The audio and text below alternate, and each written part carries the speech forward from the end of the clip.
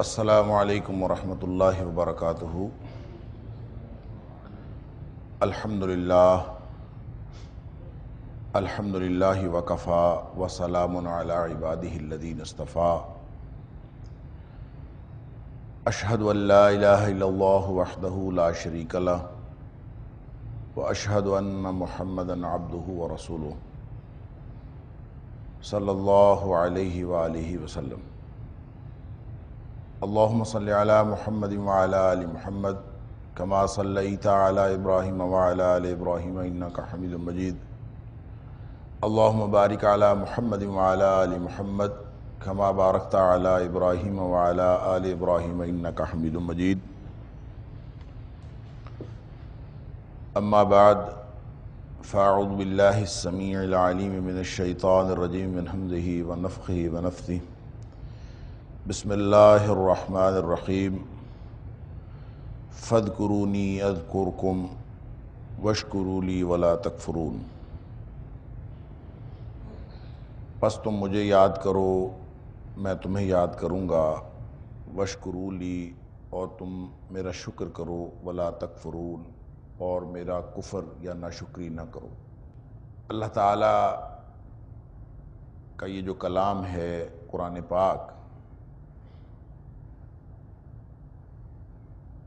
اس کو پڑھنا، اس کو سننا ویسے ہی بڑی سعادت ہے، اور خاص طور پہ رمضان المبارک کی گھڑیوں میں ہمیں قرآن پاک کا پڑھنا سننا میسر آ جائے، اس سے بڑی اور کوئی سعادت نہیں ہے۔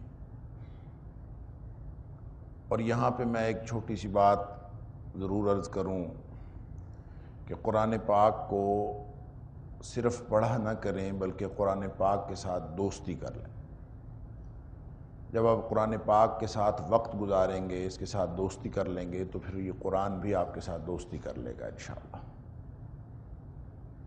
تو یہ جو لمحات ہیں رمضان کے، بڑی قیمتی لمحات ہیں، اور یہ قیمتی لمحات اکثر لوگ، خاص طور پہ یہ والا وقت جس وقت ہم درس دیتے ہیں، یہ والا وقت اکثر لوگ جو ہے وہ سو کے گزارتے ہیں۔ تو یہ اس قدر قیمتی وقت اگر سو کے گزارا جائے تو یہ ضائع کرنے کے مترادف ہے۔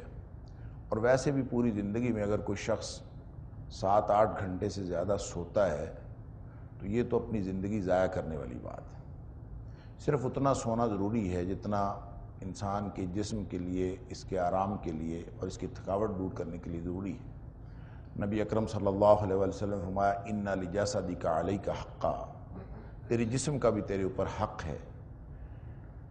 تو اگر 5 گھنٹے سو لیا جائے، 6 گھنٹے سو لیا جائے تو یہ بہت کافی ہے، اور زیادہ سے زیادہ 8 گھنٹے، اس سے زیادہ تو بالکل سونا فضول ہے۔ اللہ تعالیٰ ہم سب کو قرآن پاک کے ساتھ دوستی کی توفیق عطا فرمائے، اس لیے کہ جن کی قرآن کے ساتھ دوستی یہاں ہو گئی،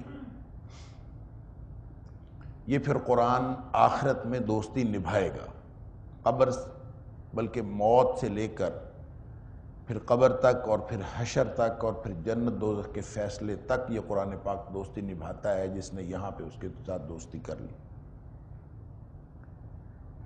گویا یہ معاملہ لینے اور دینے کا ہے کہ آپ کچھ وقت اس کے ساتھ گزارو گے تو یہ بھی قیامت کے دن آپ کے ساتھ وقت گزارے گا۔ نبی اکرم صلی اللہ علیہ وسلم فرمایا کرتے تھے کہ قرآن یہاں پڑھا کرو، اقرأ القرآن، قرآن پڑھا کرو، اس لیے کہ یہ فإنہ شفیع لأصحابہ یوم القیامہ، قیامت کے دن یہ اپنے ساتھیوں کے لیے، اپنے دوستوں کے لیے یہ سفارش کرے گا قیامت والے دن۔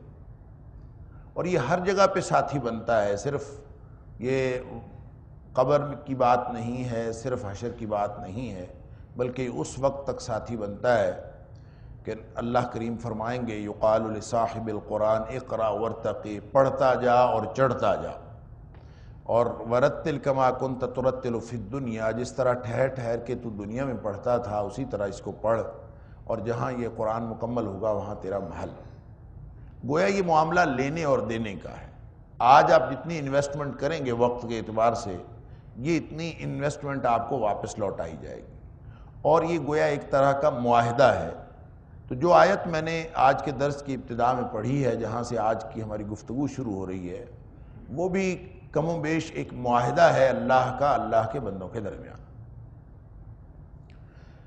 کہ اللہ تعالیٰ فرماتے ہیں فَاذْكُرُونِي أَذْكُرْكُمْ۔ پیچھے اتنے احکام آئے ہیں، اور خاص طور پہ کعبہ کی تبدیلی کے احکام آئے، امت وسط بنا دیا، اور امت وسط بنا کے پھر کعبہ کی تبدیلی اور امت وسط بنانے کی جو حکمتیں ہیں وہ بھی اللہ کریم نے یہاں پر ارشاد فرمائیں، اور ان حکمتوں کے ارشاد فرمانے کے ساتھ ہی فرمایا فَاذْكُرُونِي أَذْكُرْكُمْ۔ یہ جو فَاذْكُرُونِی حالانکہ ہونا چاہیے تھا اذکرونی، فَاذْكُرُونِی، یہ جو فا لگایا ہے تو اس کا مطلب یہ ہے کہ جو اللہ اتنے انعامات کرنے والا ہے، جس نے تمہیں اتنی فضیلتیں عطا کی ہیں، اس کی ذات اور اس کی شان کا تقاضا بھی یہ ہے کہ تم اس کا ذکر کرو، لیکن ساتھ یہ فرما دیا کہ اذکرکم، تم میرا ذکر کرو گے میں تمہارا ذکر کروں گا، تم مجھے یاد کرو میں تمہیں یاد کروں گا، وشکروا لی، اور میرا شکر کرو، ولا تکفرون، اور نافرمانی اور یا ناشکری نہ کرو، انکار نہ کرو۔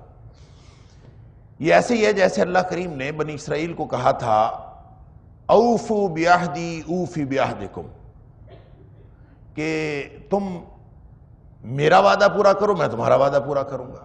اب یہ گویا معاہدے کی بات، جب ان کے پاس قیادت و سیادت تھی تو ان سے کہا جا رہا تھا کہ تم میرا وعدہ پورا کرو میں تمہارا وعدہ پورا کرتا ہوں، اور جب یہ قیادت کی تبدیلی واقع ہو چکی اور یہ قیادت جو ہے یہ امت محمدیہ کو مل چکی صلی اللہ علیہ وآلہ وسلم، تو اب ان سے کہا جا رہا ہے کہ تم وہی وعدہ تم پورا کرو، اب ان سے اسی طرح کا، لیکن یہاں پہ یاد کرنے کی بات کہی گئی ہے، یہاں پہ اس وعدے کی بات نہیں کی۔ البتہ مختلف مقامات پہ اللہ کریم نے وعدہ پورا کرنے کا بھی حکم دیا، خاص طور پر سورۃ المائدہ کی ابتدا جو ہے، جہاں پہ جو احکام کی سب سے نمایاں صورت ہے، اور یا یوں کہہ لیجئے کہ احکام کی سب سے نمایاں صورتوں میں سے ہے، اس کی تو ابتدائی اس سے ہوتی ہے یا ایھا الذین آمنوا اوفوا بالعقود، وعدے پورے کرو اللہ کے، اور پھر اللہ تعالیٰ نے اس میں بھی جا کے جو حوالہ دیا ہے آگے جا کے، وہ حوالہ یہی دیا ہے کہ بنی اسرائیل سے اللہ نے وعدہ لیا تھا، انہوں نے تو پورا نہیں کیا، جو بنی اسرائیل سے لیا تھا وہ انہوں نے تو پورا نہیں کیا، تم نے ایسا نہیں کرنا، تم وعدہ پورا کرو۔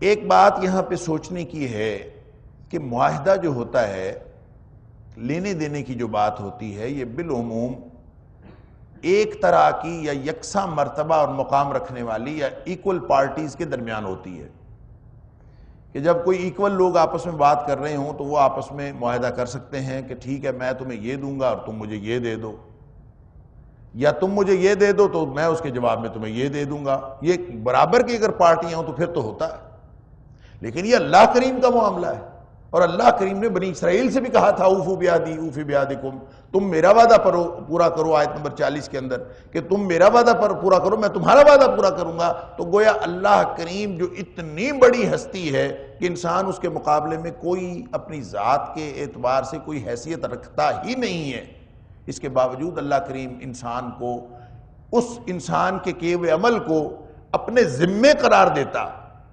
اور پھر اس کو معاہدہ قرار دیتا ہے، حالانکہ معاہدہ دو ایکول پارٹیز کے درمیان ہوتا ہے، اللہ کی ذات اور بندے کا ذات کے اعتبار سے کوئی نسبت تناسب ہی نہیں ہے، اس کے باوجود اللہ کریم اس کو معاہدہ قرار دیتا ہے، تو یہ اصل میں اللہ تعالیٰ کی رحمت اور اس کی مہربانی۔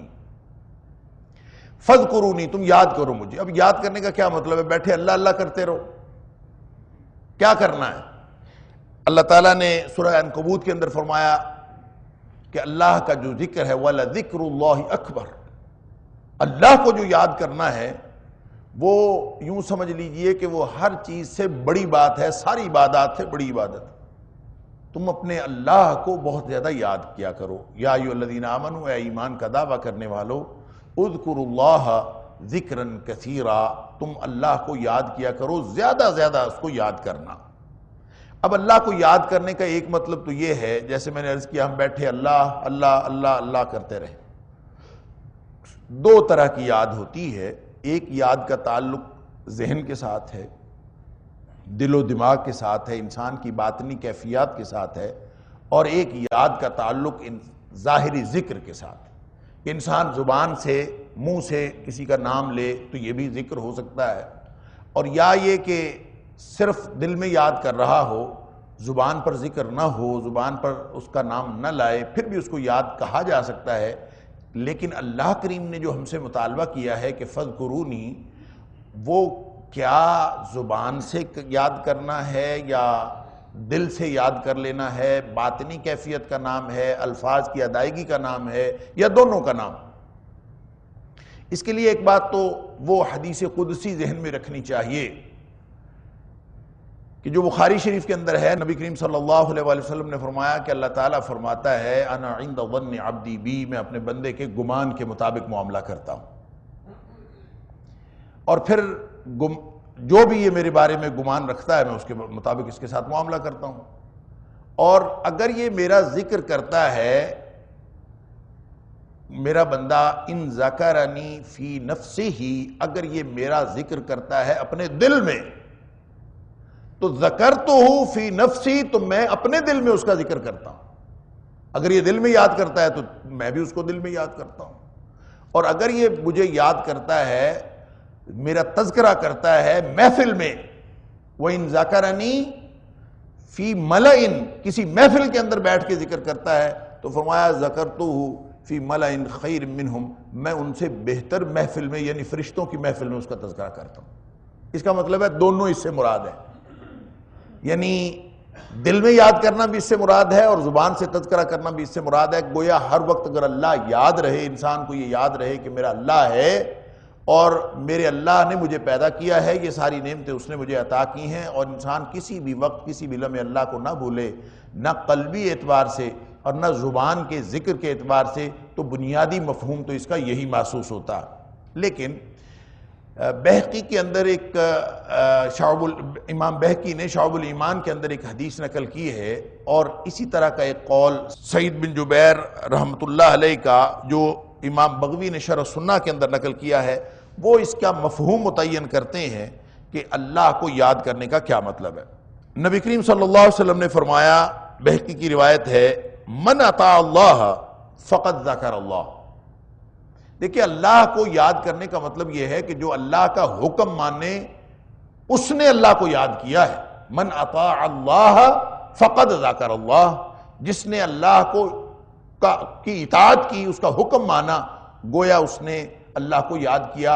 وَإِن قَلَّتْ صَلَاتُهُ وَصِيَامُهُ وَتِلَاوَةُ الْقُرْآنِ، اگر اس کی نماز، اس کی نمازیں، اس کے روزے اور اس کی قرآن پاک کی تلاوت کرنا کم ہی ہو، تھوڑا ہی ہو، کوئی بہت زیادہ لمبے چوڑی تلاوتیں نہیں کرتا، کوئی 2 6 8 8 10 قرآن ختم نہیں کرتا، کوئی نوافل بہت زیادہ ہزاروں سینکڑوں کی تعداد یا بیسیوں کی تعداد میں نہیں پڑھتا، اور روزے بھی وہ نفلی بہت زیادہ نہیں رکھتا، بس فرائض واجبات پورے کرتا ہے اور مناسب سا وہ مسلمان ہے، لیکن وہ ہر بات میں اپنے اللہ کا حکم مانتا ہے، تو فرمایا جو اللہ کا حکم مانتا ہے، چاہے اس کی نمازیں تھوڑی ہیں، چاہے اس کے روزے تھوڑے ہیں، اور چاہے اس کی تلاوت قرآن کی مقدار بہت زیادہ نہیں ہے، جس نے اللہ کا حکم مانا فقد ذکر اللہ، وہ ہے اصل میں اللہ کو یاد کرنے والا۔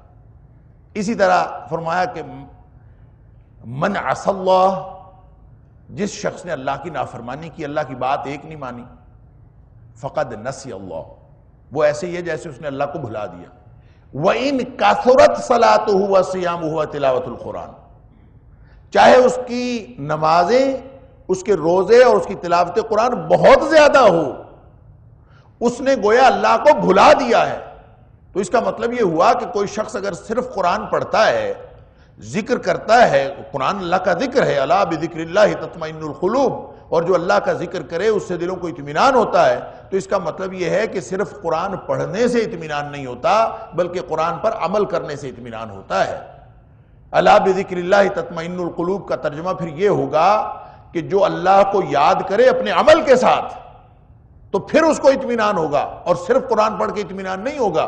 دیکھیں قرآن پڑھ کے مختلف قسم کے اثرات ہوتے ہیں۔ بالعموم قرآن پاک سکون دیتا ہے، بالعموم یہ اطمینان دیتا ہے، اور یہ اللہ کا کلام ہے۔ کیسے ہو سکتا ہے کہ اللہ کے کلام کی کوئی تاثیر نہ ہو، اور وہ کوئی بھی سننے والا، حتیٰ کہ جانور بھی جب سنتے ہیں تو ان کے اوپر بھی قرآن پاک کی تاثیر ہوتی ہے۔ اور پھر خاص طور پہ کوئی اچھا پڑھنے والا ہو جس کے گلے کے اندر اللہ نے غنا عطا فرمایا ہے، اور وہ اس کو پورا ترنم کے ساتھ اور پورا غنا شامل کر کے اس کو خوبصورت بنا کے پڑھتا ہے، تو اس کے اثرات تو کافر پر بھی ہوتے ہیں، یعنی صرف مسلمان پر نہیں، کافر بھی اگر وہ تلاوت سنتا ہے تو اس کے اندر ایسا آہنگ ہے، ایسی خوبصورتی ہے کہ انسان جو ہے اس سے متاثر ہوئے بغیر نہیں رہ سکتا۔ لیکن یہ تاثیر اس سے مراد نہیں ہے، یہ وقتی تاثیر اس سے مراد نہیں ہے کہ آپ تھوڑا سا قرآن پڑھ لیں اور تھوڑا سا قرآن سن لیں تو آپ کو ایک ذرا سی کیفیت، ایک وجد کسی کیفیت محسوس ہو، اور ذرا سا تھوڑا وقت اور گزر گیا اور وقت گزرنے کے بعد وہ کیفیت اسی وقت ختم ہو گئی اور بات ختم۔ نہیں، الا بذکر اللہ تطمئن القلوب کا مطلب یہ ہے کہ قرآن ایسا اثر کرے کہ آپ کی زندگی بدل دے، اور جس شخص کی زندگی بدلتی ہے، آپ کو یہ کام اللہ کے حکم کے مطابق کر کے دیکھیں، جب آپ اللہ کا حکم مانتے ہوئے کوئی کام کرتے ہیں، خاص طور پر ایسا کام جس کا علم سوائے اللہ کو کے اور کسی کو نہ ہو، ذرا تجربہ کر کے دیکھیے گا کہ ایسا نیک کام جو آپ اللہ کے حکم سے کرتے ہیں لیکن اللہ کے علاوہ کسی کے علم میں نہیں ہے، جتنا اطمینان وہ کام کرنے سے ہے اتنا اطمینان کسی اور بات میں نہیں۔ آپ کو معلوم ہو کہ میرا اچھا، اور پھر اگر دوسرے لوگوں کو معلوم ہو بھی جاتا ہے تو انسان کے دل میں ریاکاری کا ایک آتا ہے شائبہ کہ کہیں میں دکھاوا کر رہا ہوں۔ اس کا بھی طریقہ یہ ہے کہ اگر ہر وقت دھیان اللہ کی طرف ہے اور یاد اللہ ہے، اور آپ جو کام کر رہے ہیں وہ اللہ کے لیے کر رہے ہیں، تو آپ یہ سمجھیں کہ ساری دنیا بھی اگر آپ کو دیکھ رہی ہے نا، وہ آپ کا ککھ بھی فائدہ نہیں کر سکتی، وہ ذرہ بھر آپ کا فائدہ نہیں کر سکتی اگر وہ اس کام کو دیکھ لے۔ ساری دنیا آپ کی نیکی دیکھ کر سارے لوگ بھی خوش ہو جائیں، ساری دنیا عش عش کر اٹھے، تو بھی آپ کا ایک ذرہ بھر وہ فائدہ نہیں کر سکتے۔ اب اسی طرح اگر ساری دنیا کہے کہ اوہ آپ نے کیا کیا، اس کام کے بارے میں ساری دنیا آپ کو تان ملامت کر رہی ہو، لیکن آپ کا مقصد اپنے اللہ کو راضی کرنا ہو، نبی پاک صلی اللہ علیہ وسلم کی سنت کے مطابق کام ہو، تو پوری دنیا کی تان ملامت آپ کو ذرہ بھر نقصان نہیں کر سکتی۔ جب یہ بات آپ کے ذہن میں ہو تو انشاءاللہ پھر ریاکاری کا شائبہ کوئی نہیں رہتا۔ پھر آپ اکیلے کام کر رہے ہوں، کوئی نہ دیکھ رہا ہو، یا ساری دنیا دیکھ رہی ہو، پھر دونوں صورتوں میں آپ کی کیفیات کے اندر کوئی فرق نہیں پڑتا۔ پھر دونوں صورتوں میں آپ اپنے اللہ کو راضی کرنے کی فکر میں ہوتے ہیں، اور اصل میں جو اللہ کی اطاعت ہے وہ یہی ہے کہ انسان اس طرح سے اللہ کی اطاعت کرتا رہے۔ سعید بن جبیر فرماتے ہیں کہ الذکر طاعت اللہ، ذکر کیا ہے؟ فذکرونی کہا ہے نا، تو ذکر کیا ہے؟ الذکر طاعت اللہ، یہ اللہ کی اطاعت کرنے کا نام ہے، نام لینے کا نام نہیں ہے۔ ومن اطاع اللہ، جس شخص نے اللہ کا حکم مانا، فقد ذکرہ، پس یقیناً اس نے اللہ کو یاد کر لیا۔ اب جو اللہ کا حکم مانتا ہے وہ گویا اللہ کو یاد کرتا ہے۔ فمن لم یطعہ، جو اللہ کا حکم نہیں مانتا، فلیس بذاکر، وہ پھر ذاکر نہیں ہے، وہ اللہ کا ذکر کرنے والا نہیں ہے۔ وَإِن کثرت تسبیح و تلاوت الکتاب، وہی بات جو حدیث میں نبی پاک صلی اللہ علیہ وسلم نے فرمائی کہ چاہے اس کی جو نمازیں ہیں اور اس کی تسبیح ہے، اور اس نے چاہے تسبیح پکڑی ہوئی ہو، سینکڑوں کی تعداد میں، ہزاروں کی تعداد میں وہ تسبیح بیان کرتا ہو، ذکر کرتا ہو اللہ کا، اگر وہ اللہ کا حکم نہیں مانتا تو وہ ذاکر نہیں ہے، وہ ذکر کرنے والا نہیں۔ اور یوں اگر اللہ کا ذکر ہونا، اللہ کی یاد ہو، تو وہ جو نبی پاک صلی اللہ علیہ وآلہ وسلم نے فرمایا تھا کہ کوئی بھی قوم جب بیٹھتی ہے، مسلم شریف کی حدیث، لا یقعد قوم یذکرون اللہ تعالی، جب کوئی قوم بیٹھی اللہ کا ذکر کر رہی ہوتی ہے، یہ جو کیفیات پیدا ہوتی ہیں کہ کوئی بھی قوم جب بیٹھ کے اللہ کو یاد کر رہی ہوتی ہے، لا یقعد قوم یذکرون اللہ تعالی، اللہ کو یاد کر رہے ہوتے ہیں لوگ بیٹھے، تو ان کے اوپر فرشتے آ کے پرے باندھ لیتے ہیں، ان کو ڈھانپ لیتے ہیں، اور ان کے اوپر اللہ کی رحمت ہو جاتی ہے، ان کے اوپر سکینت نازل ہوتی ہے۔ یہ کیفیت پھر ان لوگوں کی نہیں ہے جو بیٹھ کے تسبیحاں پھیر رہے ہوں اور بیٹھ کے اللہ اللہ اللہ اللہ کرتے رہے ہوں، یہ وہ مراد نہیں۔ پھر ان سے مراد کون ہے؟ ان سے وہ مراد ہیں جو جہاں بھی بیٹھے ہوں وہ اللہ کی ہر بات کو اپنی زندگی میں داخل کرنے کی کوشش کرتے ہیں، وہ اطاعت کرتے ہیں اللہ کی، اور جو اللہ کی اطاعت کرتے ہیں ان کے اوپر اللہ کی رحمتیں نازل ہوتی ہیں۔ وَذَكَرَهُمُ اللَّهُ فِي مَنْ عِنْدَهُ، جو اس طرح زندگی گزارتے ہیں کہ ہر وقت اللہ کی اطاعت میں ہوں۔ اب دیکھیں جلوت میں ہوں خلوت میں ہوں وہ اللہ کی اطاعت میں زندگی گزارنے کی کوشش کرتے ہیں۔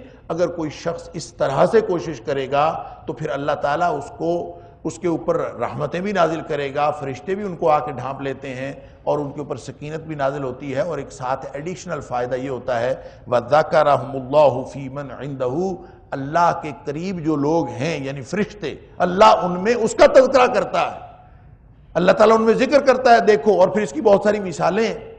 مثلا حج کے موقع پر نبی کریم صلی اللہ علیہ وآلہ وسلم نے فرمایا کہ جب وقوف عرفہ کے موقع پر تمام حاجی اکٹھے ہوتے ہیں تو اللہ تعالیٰ فرشتوں کو بلاتا ہے اور فرشتوں کو پوچھتا ہے کہ بتاؤ تو یہ کیا کر رہے ہیں، یہ کیا مانگتے ہیں؟ اللہ اکبر۔ اور یہ صرف اس کی بات نہیں ہے، کوئی بھی محفل ہو اور اس کے اندر اللہ کریم کی طرف سے اسی طرح کی بات ہے کہ اللہ تعالیٰ فرشتوں کے سامنے فخر کرتا ہے کہ دیکھو یہ میرے بندے ہیں، یہ وہی تھے جن کے بارے میں تمہارا خیال یہ تھا کہ یہ زمین میں جا کے دنگا فساد کریں گے، یہ میری بندگی میری اطاعت نہیں کریں گے، دیکھو میری اطاعت کر رہے ہیں۔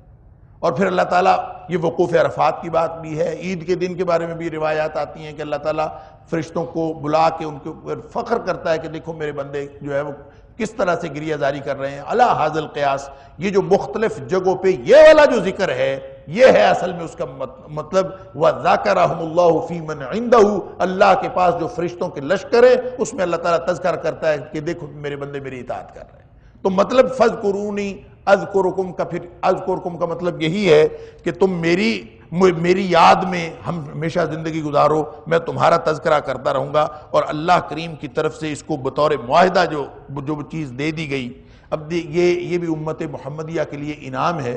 بنی اسرائیل کو جب یہ ملا تھا کہ میرا وعدہ پورا کرو میں تمہارا وعدہ پورا کروں گا، انہوں نے تو وعدہ پورا نہیں کیا۔ جب انہوں نے وعدہ پورا نہیں کیا تو ان سے تو سب کچھ چھن گیا۔ اب اگر امت محمدیہ یہ وعدہ پورا نہیں کرے گی تو پھر یہ بھی اپنے انجام کی فکر کرے اور خاطر جمع رکھے۔ اللہ نے اپنے قانون اٹل بنائے ہوئے ہیں، وَلَن تَجِدَ لِسُنَّتِ اللَّهِ تَبْدِيلًا، اللہ کا قانون تبدیل نہیں ہوتا۔ اللہ کا ایک قانون عدل ہے، ایک اللہ کا قانون رحمت ہے۔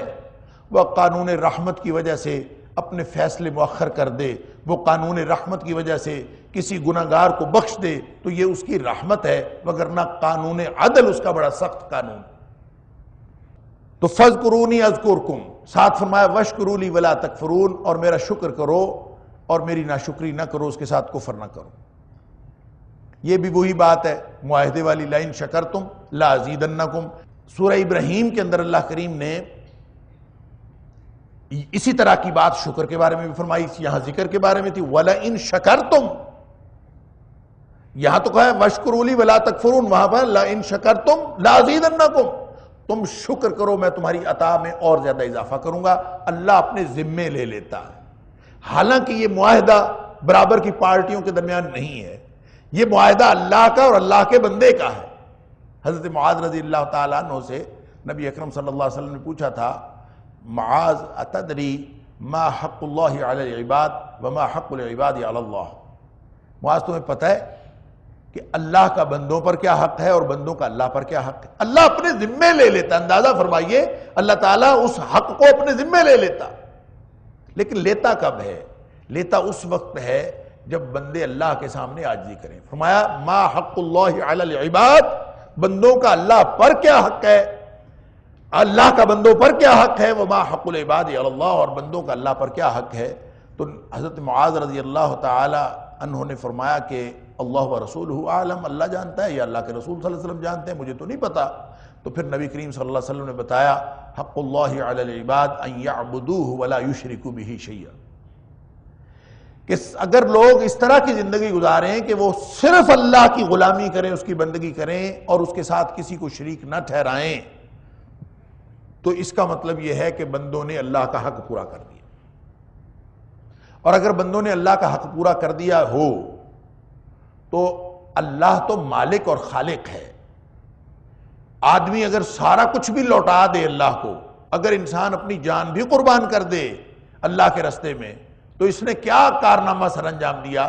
جان بھی تو اسی کی دی ہوئی تھی نا، اسی نے دی. اگر اس کو واپس کر دی تو کیا کارنامہ دیا؟ اللہ کو تو کچھ بھی نہیں دیا. یہ اس کی رحمت ہے کہ وہ اس کو پھر اپنے ذمے قرار دیتا ہے کہ جو شخص پھر حق العباد علی اللہ، پھر بندوں کا اللہ پر وہ حق بن جاتا ہے. کیا حق بن جاتا ہے؟ اللہ یعذب من لا یشرک بہ شیئا، جو اللہ کے ساتھ شرک نہیں کرتا وہ اللہ کے ذمے ہو جاتا ہے کہ اللہ تعالیٰ پھر اس کو کبھی عذاب نہیں کرتا. اللہ تعالیٰ اپنے ذمے لیتا ہے. اسی طرح فاذکرونی اذکرکم ہے، اسی طرح لئن شکرتم لازیدنکم ہے، تم شکر کرو میں اور دیتا جاؤں گا، میں اس کے اندر اضافہ کرتا جاؤں گا. یہ اللہ تعالیٰ معاہدہ کرتا ہے. اور یہ آپ لوگوں کو معلوم ہے کہ نبی کریم صلی اللہ علیہ وسلم نے فرمایا تھا کہ افضل کلمۃ الشکر الحمدللہ. شکر کیسے کرنا ہے؟ بہترین کلمہ شکر جو ہے وہ الحمدللہ. ہر نعمت پر شکر کرنا ہے نا. اور شکر کرنا کیسے ہے؟ ایک تو شکر یہ ہے کہ آپ زبان سے الحمدللہ کہہ دیں. نبی پاک صلی اللہ علیہ وسلم طریقہ بتا دیا کہ آپ الحمدللہ کہہ دیں، اس سے شکر ادا ہو جاتا. امام قرطبی نے غالباً نبی اکرم صلی اللہ علیہ وسلم کی اسی حدیث کے تحت لکھا ہے کہ وہ کہتے ہیں اللہ کی نعمتیں تو اتنی بے شمار ہیں کہ انسان ان کو گن ہی نہیں سکتا. ان تعدوا نعمت اللہ لا تحصوها، قرآن کہتا ہے اللہ کی نعمتیں اتنی ہیں کہ ان کو گنا نہیں جا سکتا. تو جن کو گنا نہیں جا سکتا ان کا شکر کیسے ادا ہو؟ شکر واجب ہے تو پھر کیسے ادا ہوگا جن کو گنا نہیں جا سکتا؟ تو اس پر پھر وہ کہتے ہیں کہ اللہ نے ایک کلمہ ایسا بنایا ہے کہ اگر پوری دنیا کی نعمتیں ایک لقمہ بنا دی جائیں اور انسان وہ لقمہ اپنے منہ میں ڈال کے حلق سے نیچے اتار لے، تو ایک کلمہ اللہ نے ایسا بنایا ہے کہ اگر وہ کلمہ انسان ادا کر لے تو وہ شکر ادا ہو جاتا. اور وہ کلمہ کیا ہے؟ وہ ہے الحمدللہ. افضل کلمۃ الشکر الحمدللہ، نبی اکرم صلی اللہ علیہ وسلم فرمایا. لیکن ساتھ ہی آپ نے فرمایا وَأَفْضَلُ الدُّعَاءِ الحمدللہ. یہ جو الحمدللہ ہے یہ بہترین دعا بھی ہے. اب کیا کیا ہے؟ کچھ بھی نہیں کیا. مانگا کیا ہے اللہ سے؟ یہی تو کیا. یا اللہ تیرا شکر ہے، سب تعریف اللہ کے لیے جو تمام جہانوں کا پالنے والا ہے. اس میں دعا کہاں سے آ گئی؟ اللہ اکبر. اسی طرح جو عرفات کے میدان میں جو بہترین دعاؤں کی قبولیت کا وقت ہے نا، وہ عرفات کا وقوف ہے، وقوف عرفہ. تو نبی کریم صلی اللہ علیہ وسلم نے فرمایا کہ جو کوئی شخص اگر بہترین دعا کبھی کوئی کرتا ہے نا تو اس کی وہ دعا ہے جو انسان حج پہ گیا ہو اور عرفہ کے دن عرفات کے اندر وقوف کے دوران جو دعا کرے وہ دنیا کائنات کی بہترین دعا. اور پھر ساتھ ہی فرمایا جو بہترین دعا. اب ظاہر ہے جب اتنا اہم اور قیمتی موقع ہے تو آدمی سوچتا ہے نا میں کوئی ایسی دعا مانگوں جس میں سب کچھ ہی مانگ لوں. تو کتنی دعائیں ہیں، آدمی مانگنا شروع کر دے تو دعائیں ختم ہی نہیں ہوتی. تو نبی کریم صلی اللہ علیہ وسلم نے فرمایا جو بہترین دعا کبھی کسی نبی نے مانگی ہے نا، یعنی تاریخ کی بہترین دعا، حضرت آدم علیہ السلام سے لے کر نبی اکرم صلی اللہ علیہ وسلم تک تاریخ کی جو بہترین دعا ہے، فرمایا جو بہترین دعا کبھی کسی نبی نے مانگی ہے وہ یہ ہے لا الہ الا اللہ وحدہ لا شریک لہ لہ الملک ولہ الحمد وہو علی کل شیء قدیر. یہ دعا اندازہ کیجئے. اب اس میں کیا ہے؟ لا الہ الا اللہ وحدہ لا شریک لہ لہ الملک ولہ الحمد وہو علی کل شیء قدیر. سوائے اللہ کی تعریف کے اور کچھ بھی نہیں ہے. اللہ کا ذکر کیا، لا الہ الا اللہ، اللہ کے علاوہ کوئی الہ نہیں. اور پھر اللہ کی تعریف کر کے کہ اسی کے لیے ساری حمد ہے، اسی کے لیے ساری تعریف ہے، وہی ہر چیز کی قدرت رکھنے والا ہے. یہاں پہ دعا کہاں سے آ گئی؟ سوال یہ ہے. جیسے الحمدللہ کے اندر فرمایا کہ افضل الدعاء الحمدللہ، الحمدللہ بہترین دعا ہے. اور اس کے بارے میں نبی پاک صلی اللہ علیہ وسلم فرماتے ہیں جو کسی نبی نے دعا مانگی ان تمام دعاؤں میں سے بہترین دعا وہ ہے، اور اس میں بھی اللہ کی تعریف ہے. اصل میں وہ اس معاہدے کے تحت ہے کہ لئن شکرتم لازیدنکم اور فاذکرونی اذکرکم. تم میرا ذکر کرو میں تمہارا ذکر کروں گا، تم میری بات مانو میں تمہاری بات مان لوں گا. اگر ذکر کا مطلب اطاعت ہے، جیسے میں نے عرض کیا من اطاع اللہ فقد ذکر اللہ، جس نے اللہ کی حکم مانا، اللہ کی بات مانی، اس نے اصل میں اللہ کی اطاعت کی. تو جس نے اللہ کی اطاعت کی، اللہ کا حکم مانا، اللہ کی کوئی بات کبھی نہیں موڑی تو اللہ اس کی کیوں موڑے گا بھائی؟ یہی تو مسئلہ ہے۔ ہم پورا قرآن پڑھ کے پھونک دیتے ہیں کسی کے اوپر، کسی کو کوئی فرق نہیں پڑتا۔ کوئی بندہ ایسا ہے کہ وہ بسم اللہ الرحمن الرحیم پڑھ کے پھونک مارتا ہے، اسی وقت شفا ہو جاتی ہے۔ ہم ساری زندگی دعائیں کرتے رہتے ہیں، ہماری دعائیں پتہ نہیں کدھر جاتی ہیں، ہمیں پتہ نہیں چلتا کہاں گئی ہیں۔ کوئی آدمی دعا کرتا ہے، ہم کہتے ہیں یہ مستجاب الدعوات ہے، اور اس کی اللہ نہیں موڑتا۔ کیوں نہیں موڑتا؟ انہوں نے زندگی ایسی گزاری ہوتی ہے کہ انہوں نے اللہ کی کبھی نہیں موڑی ہوتی۔ مسلم شریف کی حدیث ہے، نبی پاک صلی اللہ علیہ وسلم نے فرمایا کتنے لوگ ایسے ہیں ربا شعث اغبرا مدفوع بالابواب، کتنے ہی لوگ ایسے ہیں بظاہر کوئی سماجی مرتبہ نہیں رکھتے، بظاہر ان کا کچھ بھی نہیں ہے، مدفوع بالابواب، سماجی اعتبار سے نگلیکٹڈ کلاس کے لوگ ہیں، لیکن اللہ کے ساتھ ان کا قرب ایسا ہے لو اقسم علی اللہ لابرہ، اگر وہ اللہ پر کوئی قسم دے دیں اللہ ان کی قسم بھی پوری کر دیتے۔ کیوں پوری کرتا ہے اللہ ان کی قسم؟ اس لیے پوری کرتا ہے کہ جو اللہ کی اطاعت میں زندگی گزارتا ہے اللہ تعالیٰ پھر اس کی بھی قدر کرتا ہے۔ تو فَاذْكُرُونِي أَذْكُرْكُمْ کا مطلب یہی ہے، جو دعا وقوف عرفہ کے درمیان مانگی گئی اس کا مطلب بھی یہی ہے، اور جو الحمدللہ ہی کہہ دے تو یہ بہترین دعا اسی قانون کے تحت بنتی ہے کہ لَئِن شَكَرْتُمْ لَأَزِيدَنَّكُمْ، تم میرا شکر کرتے جاؤ میں اس میں اضافہ کرتا جاؤں گا اس نعمت کے اندر۔ اس لیے جو افضل کلمات شکر ہے، بہترین کلمہ شکر، وہ بہترین کلمہ دعا بھی ہے۔ لیکن یہ شکر سے مراد کیا صرف ونس اگین وہی بات جیسے ذکر کرنا، باطنی کیفیات میں دل و دماغ کے اندر یاد کرنا، کیا صرف یہ یاد ہے ذکر کرنا ہے یا زبان سے تذکرہ کرنا ہے؟ سمجھ میں بات آئی کہ جو شخص اللہ کا ذکر اس طرح سے کرے کہ ہر وقت اللہ کی بندگی میں زندگی گزارے، یہ ہے اصل میں اللہ کی یاد۔ تو اسی طرح جو شکر ہے وہ اللہ تعالیٰ کی جو مختلف نعمتیں دی ہوئی ہیں اللہ نے، جو اللہ تعالیٰ نے مختلف صلاحیتیں دی ہیں، نعمتیں کئی قسم کی ہیں، وقت بھی اللہ کی نعمت ہے، قوت طاقت بھی اللہ کی نعمت ہے، دنیاوی ساز و سامان اسباب و وسائل وہ بھی اللہ کی نعمتیں ہیں۔ جتنا کچھ اللہ نے اپنے انعامات ہمارے اوپر کیے ہوئے ہیں ان سب نعمتوں کو اللہ کی مرضی کے مطابق استعمال کرنا اصل میں شکر ہے۔ یعنی اگر اللہ نے آپ کو زبان دی ہے تو اس کا شکر یہ ہے کہ یہ زبان اللہ کی مرضی سے استعمال ہو۔ اگر آپ کو اللہ نے سماعتوں کی صلاحیت دی ہے تو یہ سماعتیں اللہ کا حکم مانے اور وہ سنیں جس پر اللہ راضی ہوتا ہے، اور جس پر اللہ ناراض ہوتا ہے وہ نہ سنیں، یہ سماعتوں کا شکر ہے۔ اسی طرح نگاہوں کا شکر یہ ہے کہ جس پر نگاہ پڑنے سے اللہ کریم ناراض ہوتا ہے اس پر یہ نگاہ نہ پڑے۔ یوں اگر انسان پوری زندگی کا ایک ڈسپلن قائم کرتا ہے تو یہ اللہ کا شکر ہے۔ یہ ہے شکر کی زندگی۔ فَمَنْ شَاءَ فَلْيُؤْمِنْ وَمَنْ شَاءَ فَلْيَكْفُرْ إِنَّا هَدَيْنَاهُ السَّبِيلَ إِمَّا شَاكِرًا وَإِمَّا كَفُورًا۔ شکر کو گویا ایمان کے مترادف قرار دیا ہے۔ سورہ کہف میں فرمایا فَمَنْ شَاءَ فَلْيُؤْمِنْ وَمَنْ شَاءَ فَلْيَكْفُرْ۔ ہم نے تمہیں صلاحیتیں دے دی ہیں، جس کا دل کرتا ہے وہ مومن بن جائے، جس کا دل کرتا ہے وہ کافر بن جائے۔ لیکن وہاں سورۃ الدہر کے اندر فرمایا اِنَّا هَدَيْنَاهُ السَّبِيلَ إِمَّا شَاكِرًا وَإِمَّا كَفُورًا۔ چاہے کوئی شکر کرنے والا بن جائے، چاہے وہ کوئی کفر کرنے والا بن جائے، اس کا مطلب یہ کہ ایمان کے مطابق زندگی گزارنا ہی شکر ہے۔ جو شخص ایمان کے مطابق زندگی گزارتا ہے وہی شکر ہے۔ تو پھر یہاں وَاشْكُرُوا لِي جب اللہ حکم فرماتا ہے کہ میرا شکر کرو، تو پیچھے ساری وہ جو نعمتیں بیان ہوئی تھیں، میں نے عرض کیا کہ امت محمدیہ کو خطاب کیا جا رہا ہے کہ یہ تبدیلی آ گئی ہے۔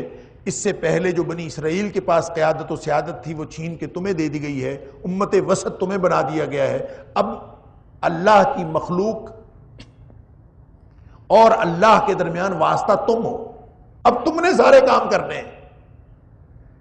وہاں فرمایا تھا نا لِتَكُونُوا شُهَدَاءَ عَلَى النَّاسِ وَيَكُونَ الرَّسُولُ عَلَيْكُمْ شَهِيدًا، کہ لوگوں کے اوپر تم گواہ ہو اور اللہ کا رسول تمہارے اوپر گواہ ہے۔ اب تم واسطہ بن گئے ہو، نبی کریم صلی اللہ علیہ وسلم اس دنیا سے تشریف لے گئے، اب اس کے بعد جو رہ گئے ہیں واسطہ، یہ میں اور آپ جو امتی ہیں یہی رہ گئے۔ اگر ہم امت کو، اگر ہم انسانیت کو اللہ کے ساتھ جوڑنے کا وہ فریضہ سر انجام دے رہے ہیں جو نبی اکرم صلی اللہ علیہ وسلم کے ذمہ لگا تھا، تو اس کا مطلب یہ ہے کہ ہم امت وسط ہونے کا ثبوت پیش کر رہے ہیں۔ اور اسی لیے اللہ تعالیٰ فرماتا ہے اب یہ اس طرح نہیں چلے گا کہ تم کچھ بھی نہ کرو اور میں تمہارے اوپر عنایات کرتا جاؤں. ایسا نہیں ہوگا. میری عنایات جو ہیں وہ تمہارے عمل پر موقوف ہیں.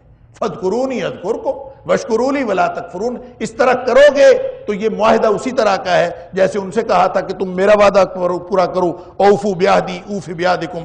تم میرا وعدہ پورا کرو میں تمہارا وعدہ پورا کروں گا. انہوں نے نہیں کیا. اب تم کرو گے تو تمہارے ساتھ یہ اچھا سلوک ہوگا، وگرنہ پھر تم بھی اپنے انجام کے بارے میں فکر کرو. وَلَا تَكْفُرُونَ کا جو لفظ ہے یہ بھی سمجھ لیجئے، یہ ایک تو کفر کے حوالے سے آتا ہے. ویسے اس کا کاف فا را اس کا لفظی معنی ہوتا ہے چھپا لینا. تو کافر وہ بھی ہوتا ہے جو اپنے یعنی دین کا انکار کرتا ہے، اور کافر وہ بھی ہوتا ہے جو اللہ کی نعمتوں کے جواب میں جو طرز عمل بنتا ہے شکر کا وہ اس کو چھپا لے، وہ بھی کافر ہوتا ہے. اس لیے اللہ کریم نے اس کی وضاحت قرآن پاک نے اپنی ہی وضاحت مختلف مقامات پر کی ہے. خاص طور پر دو آیات میں یہاں پہ کوٹ کرنا چاہوں گا. ایک سورہ نحل کی آیت نمبر 72 ہے اور ایک سورہ عنکبوت کی آیت نمبر 67 ہے. أَفَبِالْبَاطِلِ يُؤْمِنُونَ وَبِنِعْمَةِ اللَّهِ هُمْ يَكْفُرُونَ. ایک طرح کی آیات ہیں دونوں. سورہ عنکبوت کے اندر فرمایا أَفَبِالْبَاطِلِ يُؤْمِنُونَ وَبِنِعْمَةِ اللَّهِ يَكْفُرُونَ، اور سورہ نحل کے اندر فرمایا وَبِنِعْمَةِ اللَّهِ هُمْ يَكْفُرُونَ. بس یہ فرق. آیت ایک ہی ہے کہ یہاں پہ ذکر ہو رہا ہے بتوں کی پوجا کا، یہاں پہ ذکر ہو رہا ہے شرک کا، یہاں پہ ذکر ہو رہا ہے سورۃ العنکبوت کے اندر بھی اور سورۃ نحل کے اندر بھی. اس سے پیچھے سیاق و سباق ہے شرک کا کہ جو تم اپنے ہاتھوں سے بنائے ہوئے بتوں کو خدا سمجھتے ہو یا اللہ کو چھوڑ کر مخلوقات میں سے اپنے خدا بنا لیتے ہو تو وہ ان کو خدا بنا لینا ایسا ہی ہے. آفا بالباطل یؤمنون کہ باطل پر تو تمہارا ایمان ہے. وبنعمت اللہ ہم یکفرون، اور جو اللہ نے جو انعامات کیے ہیں ان کے ساتھ تم کفر کرتے ہو. یہ تمہارا کیا معیار ہے کہ جس نے اصل میں دیا ہے، جو عطا کرنے والا ہے، اس پر ایمان رکھنے کی بجائے اور اس کا شکر کرنے کی بجائے تم شکر کسی اور کا کرتے ہو. میں نے پہلے عرض کیا کہ لگتا یوں ہے کہ ایمان اور شکر، ایمان والی زندگی ہی شکر والی زندگی ہوتی ہے. جو ایمان والی زندگی نہیں گزارتا وہ گویا شکر بھی نہیں کرتا، اور جس کا شکر کا رویہ جس کے اندر پیدا ہو جاتا ہے وہ پھر جس شخص نے جو کچھ کیا ہوتا وہ اس کا بھی شکر گزار ہوتا ہے، اس کا بھی شکریہ ادا کرتا. نبی کریم صلی اللہ علیہ وسلم کا وہ فرمان آپ کو یاد ہوگا کہ من لم یشکر الناس لم یشکر اللہ. لوگوں نے اگر کسی نے کوئی احسان کیا ہو، کوئی چھوٹی موٹی بات آپ کو کوئی دے دی ہو، کوئی ایسی نیکی آپ کے ساتھ کر دی ہو، تو اگر آپ ان کا اگر نہیں کریں گے، شکریہ ادا نہیں کریں گے، تو اس کا مطلب ہے آپ اللہ کے بھی شکر گزار نہیں. تو اللہ کے بندوں نے اگر آپ کے ساتھ نیکی کی ہے تو اس نیکی کے جواب میں آپ ان کا شکر ادا کریں یا شکریہ ادا کریں، اور اگر اللہ نے آپ کے اوپر نعمتیں کی ہیں تو اللہ کا شکر ادا کریں. پوری زندگی اس طرح سے گزرے گی تو یہ اللہ کی مرضی کی زندگی ہوگی، وگرنہ وَبِنِعْمَتِ اللَّهِ هُمْ يَكْفُرُونَ. اس کا مطلب یہ ہوگا کہ اللہ کی نعمتیں تم استعمال کر رہے ہو لیکن اللہ کی نعمتوں کی ناشکری کر رہے ہو. زبان اگر اللہ کی مرضی سے استعمال نہیں ہو رہی تو یہ ناشکری ہے. آنکھیں اگر استعمال نہیں ہو رہی ناشکری ہے. اللہ نے پوری صلاحیت دی ہے، پورا جسم دیا، قوت طاقت دی ہے، یہ اللہ کے دین کے لیے نہیں استعمال ہو رہی تو پوری زندگی کی ناشکری، پوری زندگی کا رویہ ناشکری پر مبنی ہے. اور جب اس طرح کا رویہ ہوگا تو وہ اللہ کو پسند نہیں ہے. وَلَا تَكْفُرُونَ، میرے ساتھ کفر نہ کرو، وگرنہ پھر جو کوئی بھی کریں گے یہ رویہ اختیار کریں گے کہ وہ شکر، وہ اطاعت کا رویہ، وہ بندگی کا رویہ، وہ عبادت بالتذلل، اطاعت بالتذلل، کہ عاجزی کے ساتھ کسی کی اطاعت کرنا، یہ سارے کے سارے حقوق اللہ کے ہیں. اور جو اللہ کا حق نہیں دیتا پھر اس کا مطلب یہ ہے کہ وہ ظالم ہے، وہ شرک کرتا ہے، وہ دوسروں کو دوسرا کا حق دیتا ہے. نعمتیں دینے والا اللہ، شکریہ کسی اور کا کرتا پھرتا ہے، تو اس کا مطلب ہے کہ اصل ظالم تو یہ ہے. اسی لیے اللہ کریم نے فرمایا ان الشرک لظلم عظیم، کائنات کا سب سے بڑا ظلم یہ ہے کہ کوئی شخص اللہ کے ساتھ شرک کرے. تو ہر نعمت کا شکر ادا کرنا یہ ایمان ہے، اور ہر نعمت کی ناشکری کرنا یا کسی بھی نعمت کی ناشکری کرنا یہ اصل میں کفریہ زندگی ہے. معنوں کے اعتبار سے ہم اس کو ناشکری کہہ دیں گے، لیکن یہ لفظ اس کے لیے کفر ہی استعمال ہوتا ہے، اما شاکرا و اما کفورا، شکر والی زندگی گزار لے چاہے کفر والی زندگی گزار لے، شکر کرنے والا بن جائے چاہے ناشکری کرنے والا بن جائے، اس کی آپ آگے وضاحت جتنی مرضی کرتے جائیں، حقیقت میں یہ دو پوری زندگی گزارنے کے ڈسپلن ہیں۔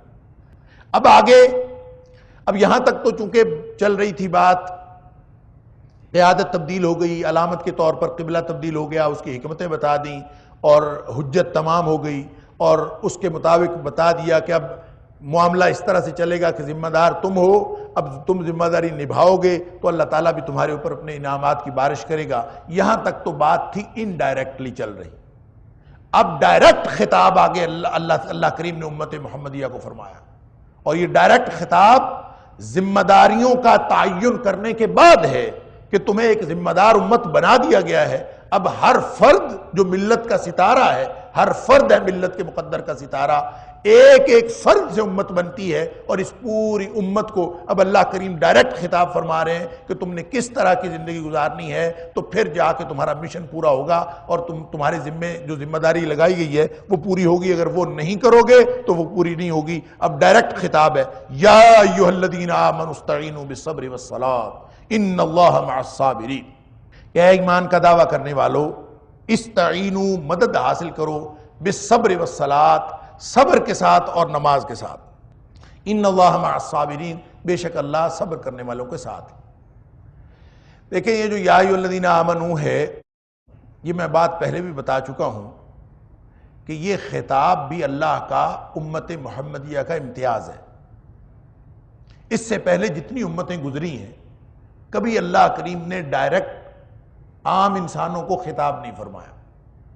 اللہ تعالیٰ ہمیشہ خطاب کرتا تھا تو نبی کو مخاطب کرتا تھا، نبی کے ذریعے سے وہ احکامات آگے شفٹ ہوتے تھے امت کی طرف۔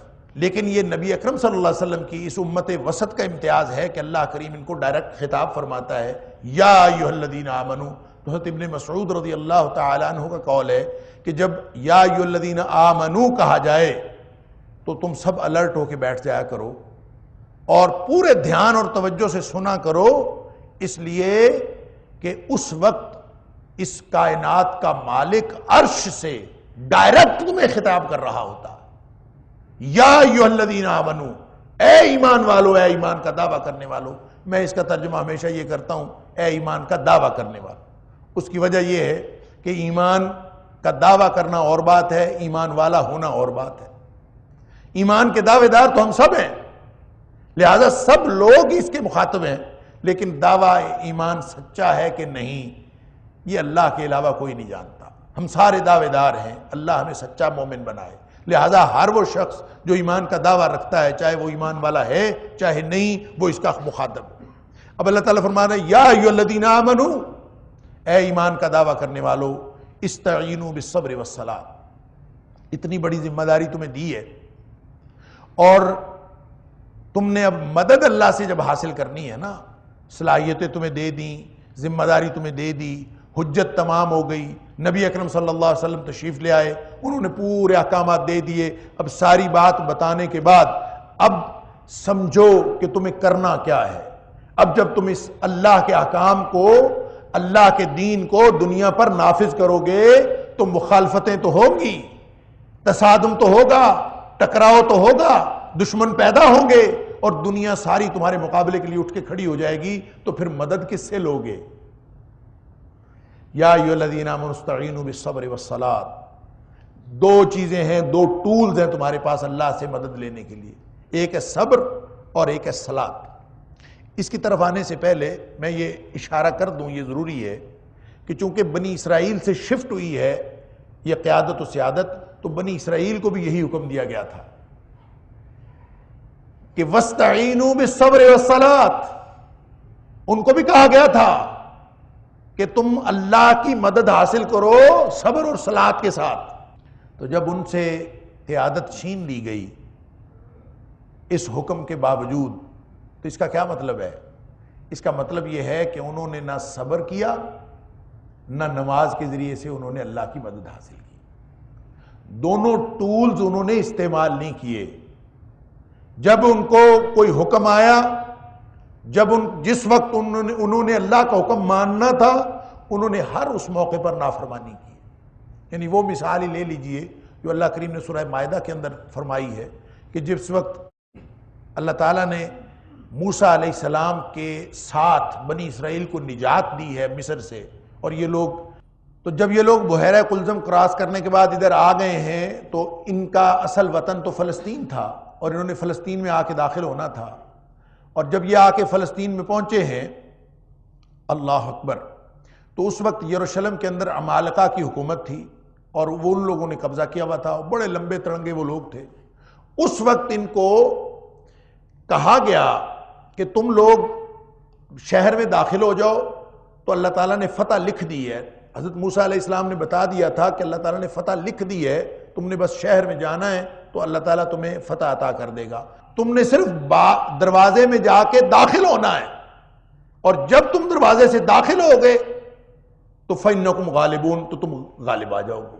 یعنی یہ بالکل واضح کہہ دیا گیا. یہ ہوتا ہے قوموں کی زندگی میں جو مواقع آتے ہیں جس سے ان کی تقدیر بدلتی ہے کہ ان لوگوں نے اللہ سے مدد حاصل کی یا نہیں کی. اب آگے وہ لمبے ترنگے تھے، وہ کہتے ہیں وہ جو 12 لوگ گئے ان کے قبیلے کے، جا کے وہاں سے صورتحال پتہ کرنے کے لیے، انہوں نے جا کے جب ان کو دیکھا تو انہوں نے اپنے آپ کو بونا سمجھا ان کے مقابلے میں.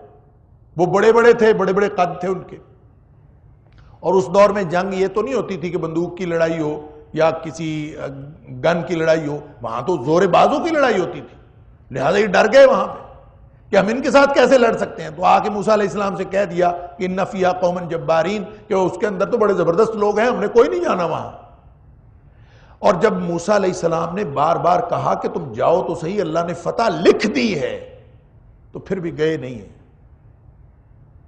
یہ جو طرز عمل ہے نا، یہ طرز عمل صبر کے خلاف ہے. صبر کیا ہوتا ہے؟ یہ جو موقع آیا تھا اس پر جو صبر کرنے کا موقع تھا وہ موسیٰ علیہ السلام کی قوم نے گوا دیا.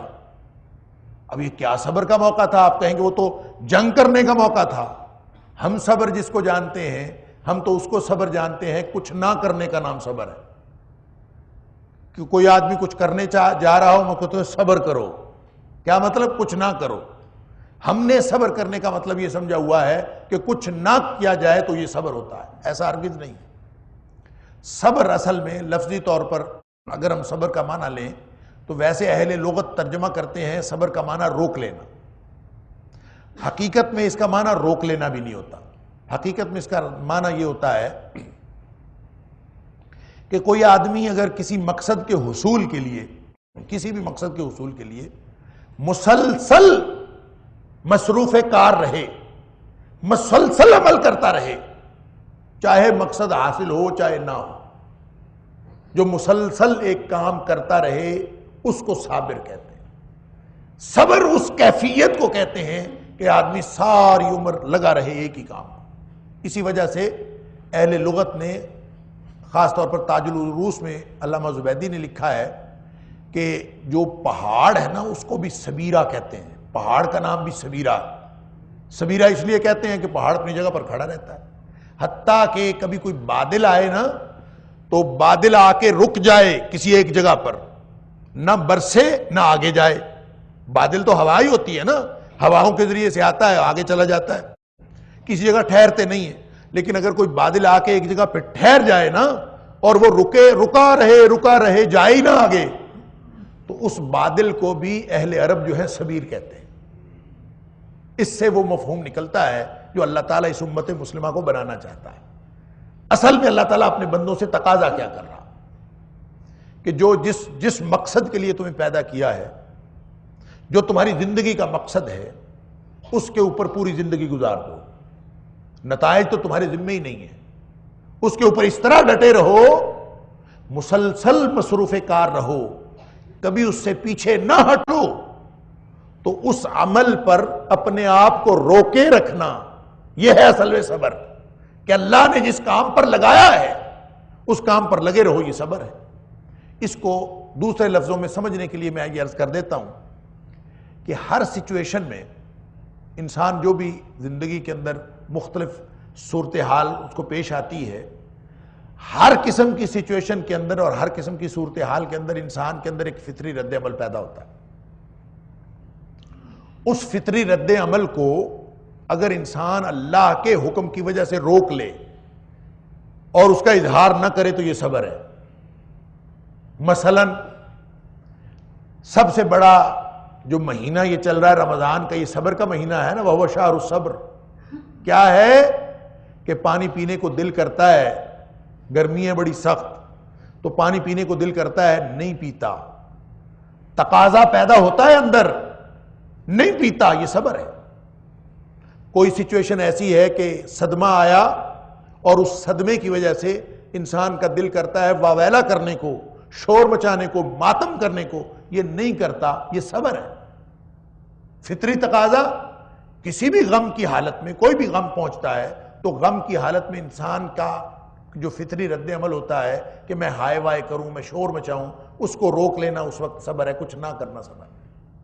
خوشی کا موقع ہو تو خوشی کے موقع پر بھی انسان کا بڑا اچھل کود کرنے کو دل چاہ رہا ہوتا ہے. اور آج کل تو خوشی کا مطلب یہ ہے کہ آپ اللہ کی نافرمانی کی ایک محفل سجا لو، وہ کہتے ہیں خوشی ہو رہی ہے. یعنی یہ ثقافتی شو جو ہوتے ہیں خوشی کے موقع پر، یہ ساری کی ساری اللہ کی نافرمانی کی محفلیں. تو خوشی کے موقع پر بھی جو فطری تقاضا پیدا ہوا کہ میں یہ کروں، لیکن اللہ کا حکم ہے کہ یہ نہیں کرنا، اس کو روک لینا صبر ہے. اسی طرح اگر آپ کہیں تصادم ہوا، آپ ٹکرا گئے، مقابلے میں ایک بہت بڑی فوج ہے، تو بڑی فوج دیکھ کر فطری تقاضا پیدا ہوا کہ میں بھاگ جاؤں، یہاں سے فرار اختیار کر جاؤں کیونکہ فوج بڑی ہے. اب فرار اختیار نہ کرنا صبر ہے، اس کے سامنے ڈٹ جانا صبر ہے. تو اس اعتبار سے ثابت قدمی بھی اس کے معنوں میں شامل ہے، استقامت بھی اس کے معنوں میں شامل ہے کہ جو آدمی اپنے مشن پر اور اپنی بات پر اور جو اللہ نے اس کے ذمے لگایا ہے اس کا پر ڈٹا رہے گا تو یہ صبر ہوگا. اس لیے نبی کریم صلی اللہ علیہ وسلم نے فرمایا وَالصَّبْرُ ضِيَاءٌ، صبر جو ہے وہ روشنی ہے، یہ مستقبل، روشن مستقبل کی نوید ہے. ایسا نہیں ہے کہ جو آدمی، ہم جس کو کہتے ہیں صبر کرو بھائی کچھ نہیں ہوتا صبر کرو، فلاں چیز نہیں مل رہی صبر کرو، فلاں نہیں ہو رہا صبر کرو، ہم جو اس طرح سے صبر کو استعمال کرتے ہیں تو ایسے لگتا ہے کہ صبر تو اندھیرا ہے، کہ جہاں کچھ نہیں ہو رہا صبر کرو، کوئی راستہ نظر نہیں آ رہا صبر کرو، تو ایسا لگتا ہے صبر تو اندھیرا ہے.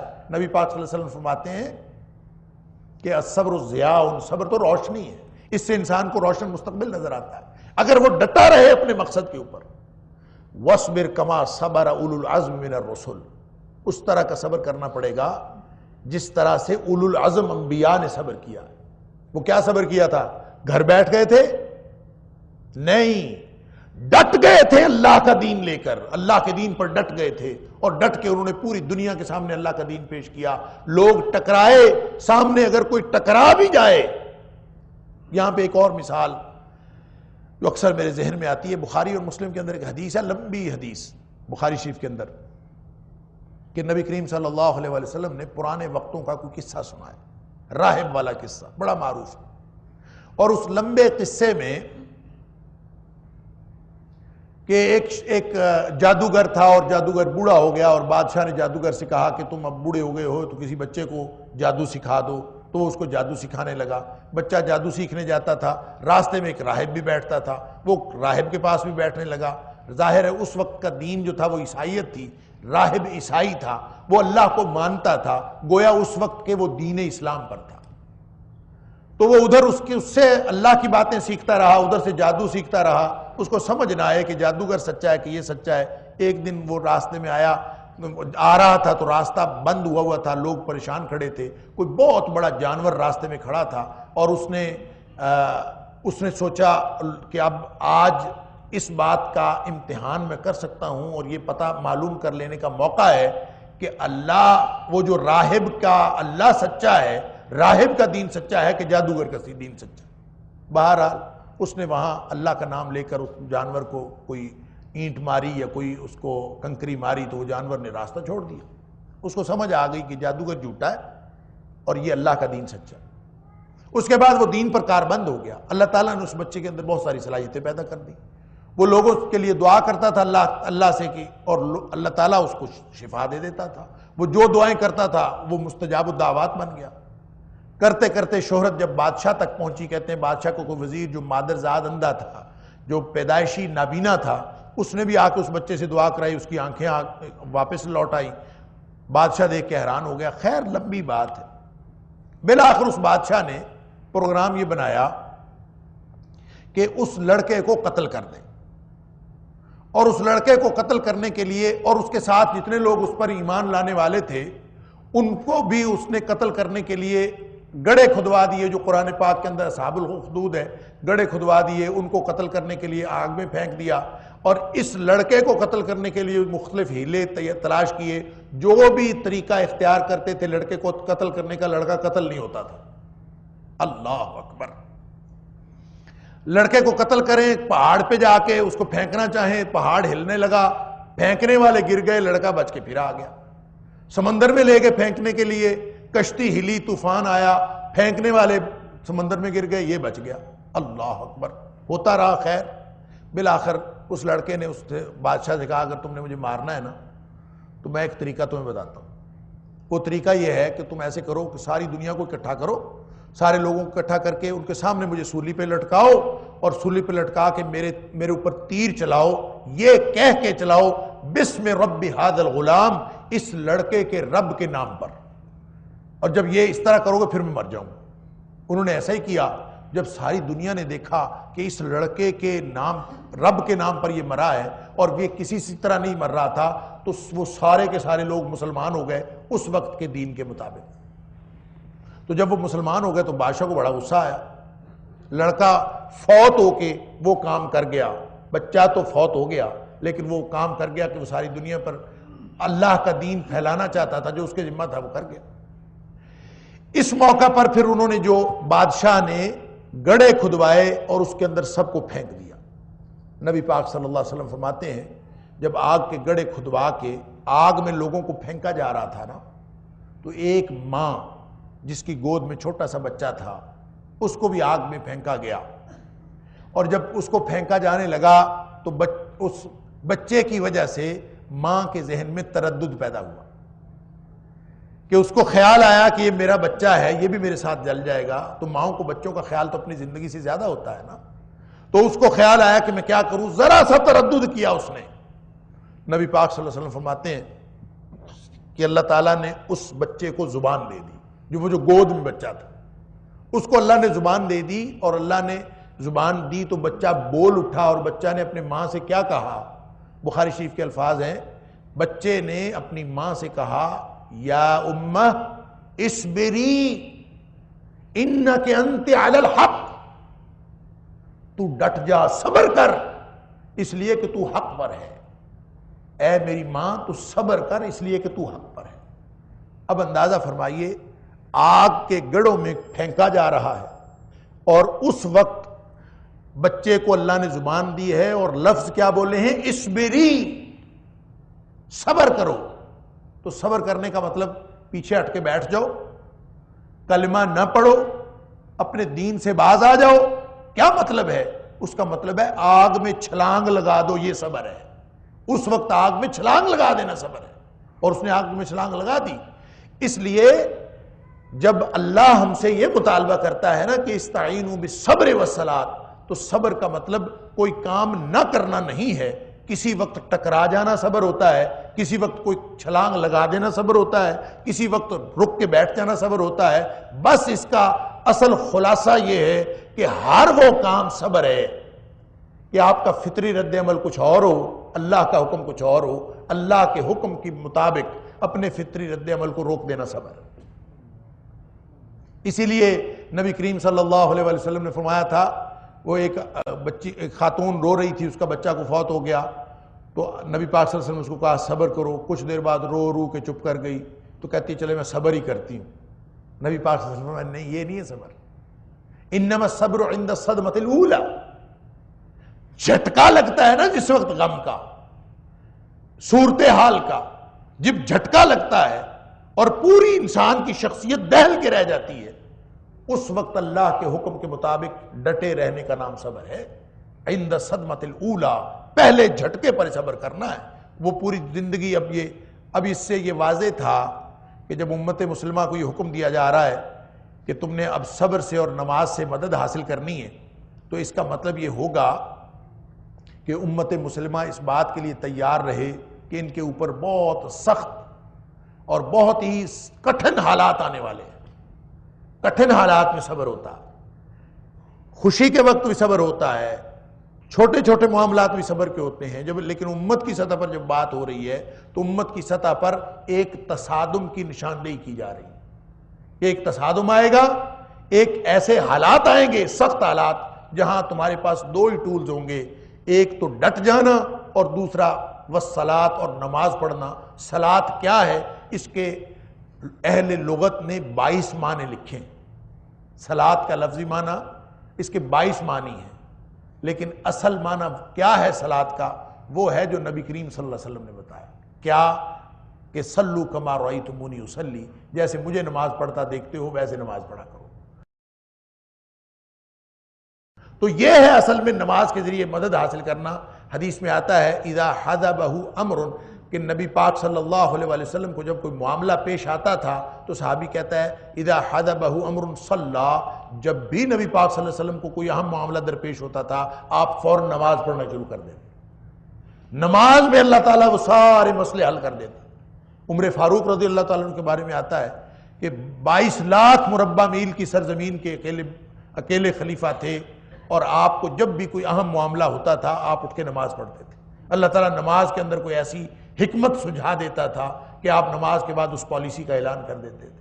تو اللہ تعالیٰ نے نماز کے اندر جو کچھ رکھا ہے، ہم نے تو کبھی نماز اس طرح سے پڑھ کے ہی نہیں دیکھی۔ یہ تو ایک ہاٹ لائن ہے اللہ کے ساتھ، کہ کسی نے کسی بھی وقت اللہ کے ساتھ رابطہ کرنا ہو وہ نماز پڑھے، اس کا ڈائریکٹ رابطہ ہو گیا۔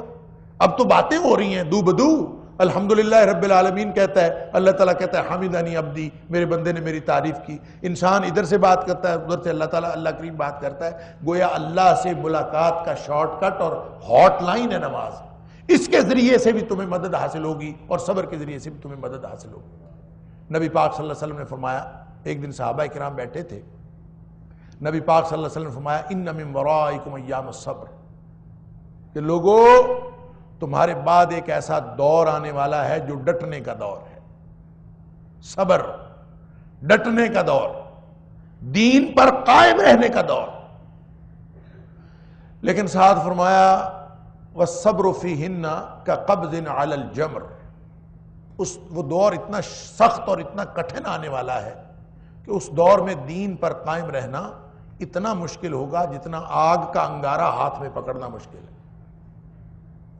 ظاہر ہے آگ کا انگارہ ہاتھ میں پکڑا ہو تو آدمی کو تو ایک لمحہ چین نہیں آتا، تو دین پر قائم رہنا اتنا مشکل ہوگا کا قبض علی الجمر۔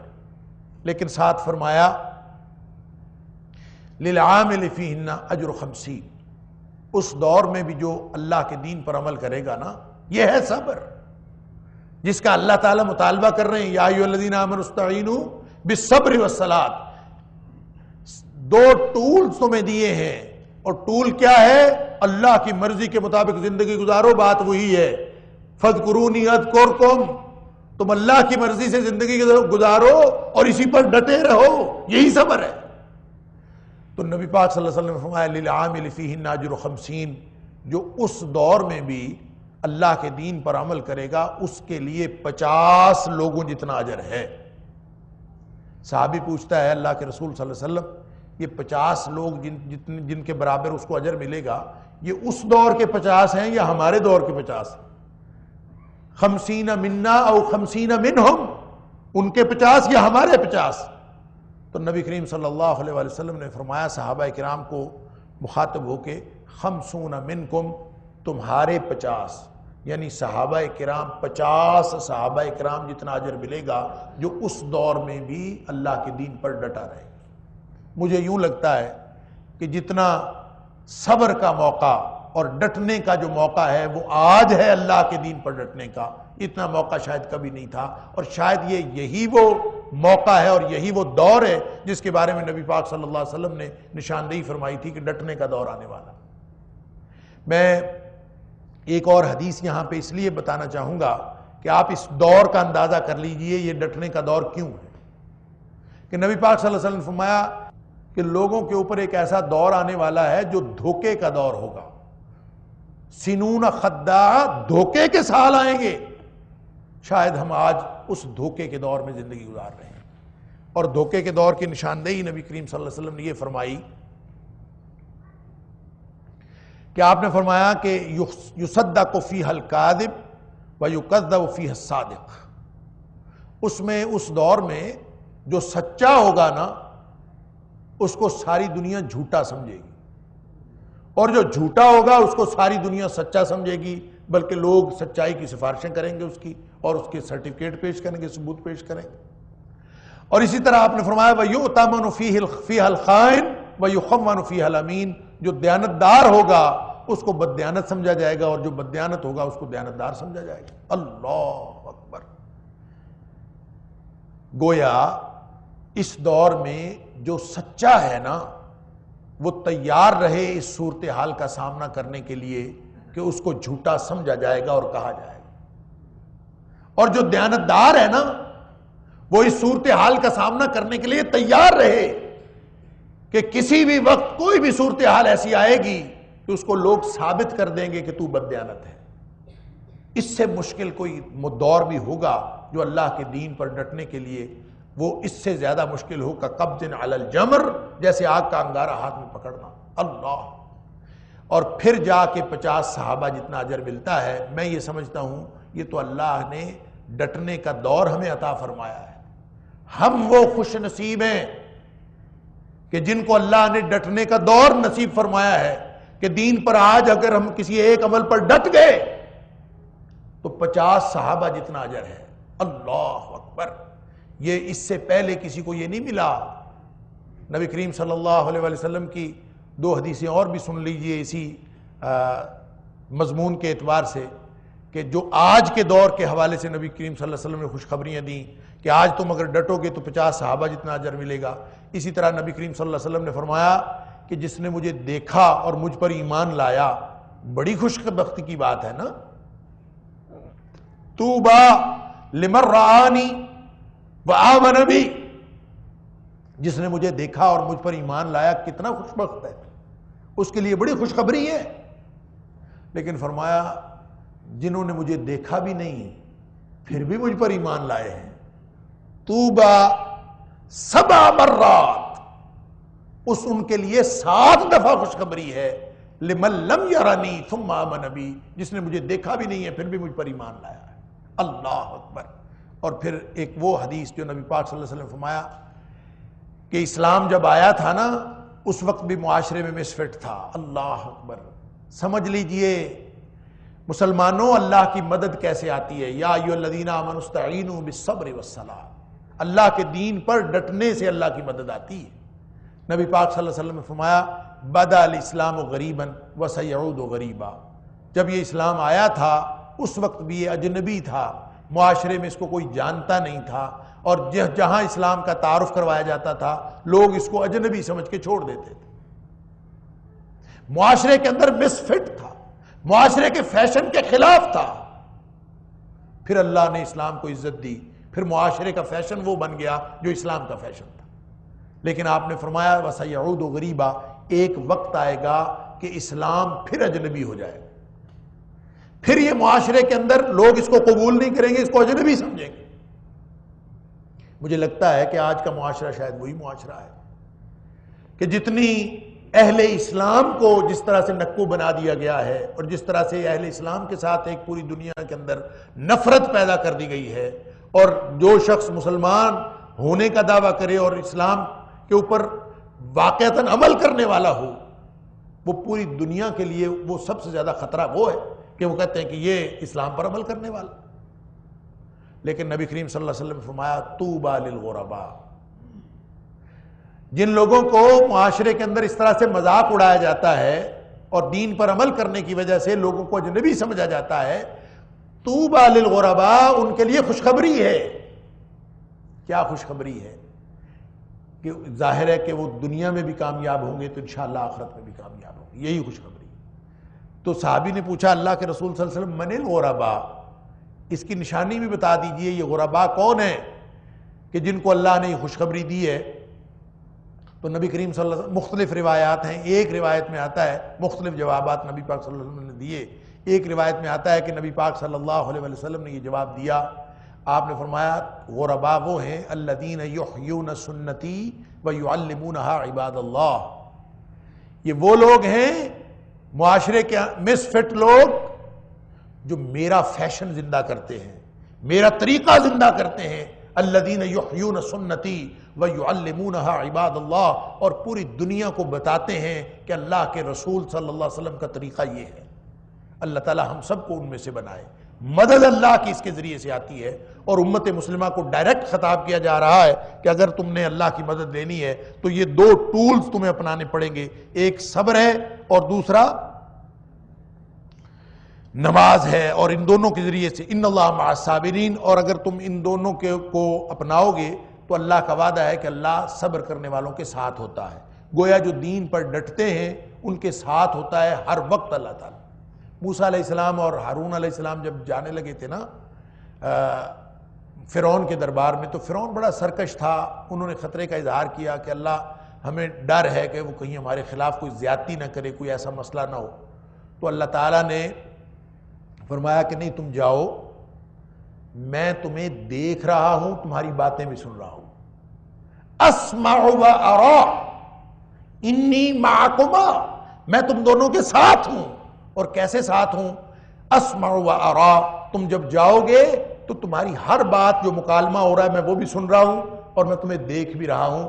اللہ کی معیت کا مطلب یہ نہیں ہے کہ اللہ تعالیٰ عرش سے نازل ہو کے ہمارے ساتھ آ جاتا ہے اللہ اور ہماری کمپنی شروع کر دیتا ہے، اس کا مطلب یہ نہیں ہے۔ اس کا مطلب یہ ہے کہ اللہ جو پوری کائنات کو دیکھ رہا ہے، وسع کرسی السماوات والارض، اللہ کی کرسی زمین و آسمان پر حاوی ہے۔ اللہ اس خاص بندے کے لیے جو اللہ کے دین پر ڈٹا ہوتا ہے، جو صابرین میں سے ہوتا ہے، اللہ اس کے لیے اپنی مانیٹرنگ، اپنی توجہ، اپنی نظر رحمت خصوصی فرماتا ہے، اس کی بات سنتا بھی ہے، اس کی ہر بات کا اللہ تعالیٰ پورا جائزہ لے رہا ہوتا ہے، اور جہاں کہیں اللہ کے بندے کو کوئی مسئلہ ہو تو اللہ تعالیٰ اس کی مدد کرتا ہے۔ یہ ہے مطلب اللہ کی معیت کا، اور جس کے ساتھ اللہ ہو اس کو اور کیا چاہیے۔ اور وہ دوسری جگہ قرآن میں اللہ تعالیٰ نے معیت کے حوالے سے اور بھی بہت ساری آیات ہیں۔ ایک آیت میں اللہ تعالیٰ نے یہ فرمایا کہ ان اللہ مع الذین اتقوا والذین هم محسنون، اس کا مطلب ہے صابرین اور اتقوا اور محسنین ایک ہی بات، متقین، محسنین اور صابرین۔ ہم سمجھتے ہیں کہ شاید صبر کرنا کوئی اور معاملہ ہے، نیکی کرنا کوئی اور معاملہ ہے، تقوی والا ہونا کوئی اور معاملہ، ایک ہی بات ہے۔ ان اللہ مع الصابرین، ان اللہ مع الذین اتقوا والذین هم محسنون۔ جو محسنین ہیں ان کے ساتھ بھی اللہ ہوتا ہے، متقین کے ساتھ بھی اللہ ہوتا ہے، صابرین کے ساتھ بھی اللہ ہوتا ہے۔ متقی کون ہوتا ہے؟ متقی وہ ہوتا ہے جو ہر وقت اللہ کی ناراضگی سے بچنے کی کوشش کرتا ہے اور ہر وقت اللہ کی رضامندی حاصل کرنے کی کوشش کرتا ہے۔ یہ دو پہلو، یہ دوہرا احساس جس کے دل میں موجود ہو وہ متقی ہے۔ گویا جس نے ساری زندگی اللہ کی ناراضگی سے بچ کے گزارنے کی کوشش کی اور اللہ کی رضامندی حاصل کرنے کی کوشش کی، وہ متقی ہے، وہی تو صابر ہے جو ڈٹا ہوا ہے اللہ کے دین پر۔ اور محسن کون ہے؟ محسن وہ ہوتا ہے جو ہر وقت نیکیوں میں آگے بڑھ جانے والا ہو، جس کی نگاہ صرف واجبات پر نہیں ہوتی کہ میں نے واجب کام ضروری کر لیا بس یہ کافی ہے، نہیں، وہ ہر وقت آگے سے آگے بڑھتا ہے، وہ محسن ہے۔ تو جو شخص ہر وقت نیکیوں میں آگے بڑھنے والا ہو اس کے بھی اللہ ساتھ ہوتا ہے، جو شخص اللہ کے دین پر ڈٹنے والا ہو اس کے ساتھ بھی اللہ ہوتا ہے، اور جو شخص ہر وقت اللہ کی ناراضگی سے بچنے والا ہو اور اللہ کی خوشنودی حاصل کرنے والا ہو اس کے ساتھ بھی اللہ ہوتا ہے۔ تو اس کا مطلب یہ ہوا کہ صابرین ہی متقین ہیں، متقین ہی محسنین ہیں، اور محسنین ہی صابرین ہیں۔ ان اللہ مع الصابرین۔ ولا تقولوا لمن يقتل في سبيل الله اموات، اور نہ کہو اس شخص کو یقتل جو قتل ہو گیا، مار دیا گیا، فی سبیل اللہ اللہ کے راستے میں، اموات، اس کو مردے نہ کہو، بل احیاء، بلکہ وہ تو زندہ ہیں، ولکن لا تشعرون، لیکن تم اس کا شعور نہیں رکھتے۔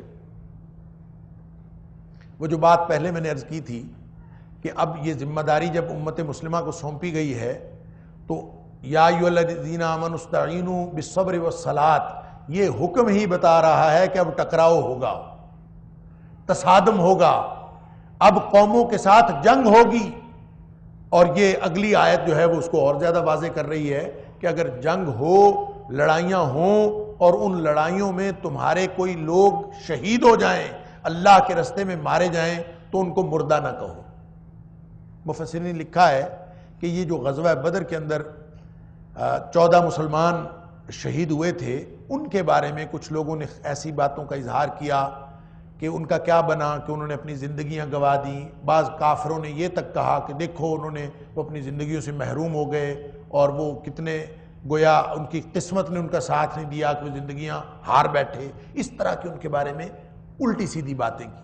اللہ تعالیٰ نے فرمایا کہ جو اللہ کے راستے میں مارا جاتا ہے نا، اس کو مردہ کہو ہی نہ، وہ تو ہے ہی زندہ، بل احیاء، وہ تو زندہ ہے، ولکن لا تشعرون، لیکن تم اس بات کا شعور نہیں رکھتے.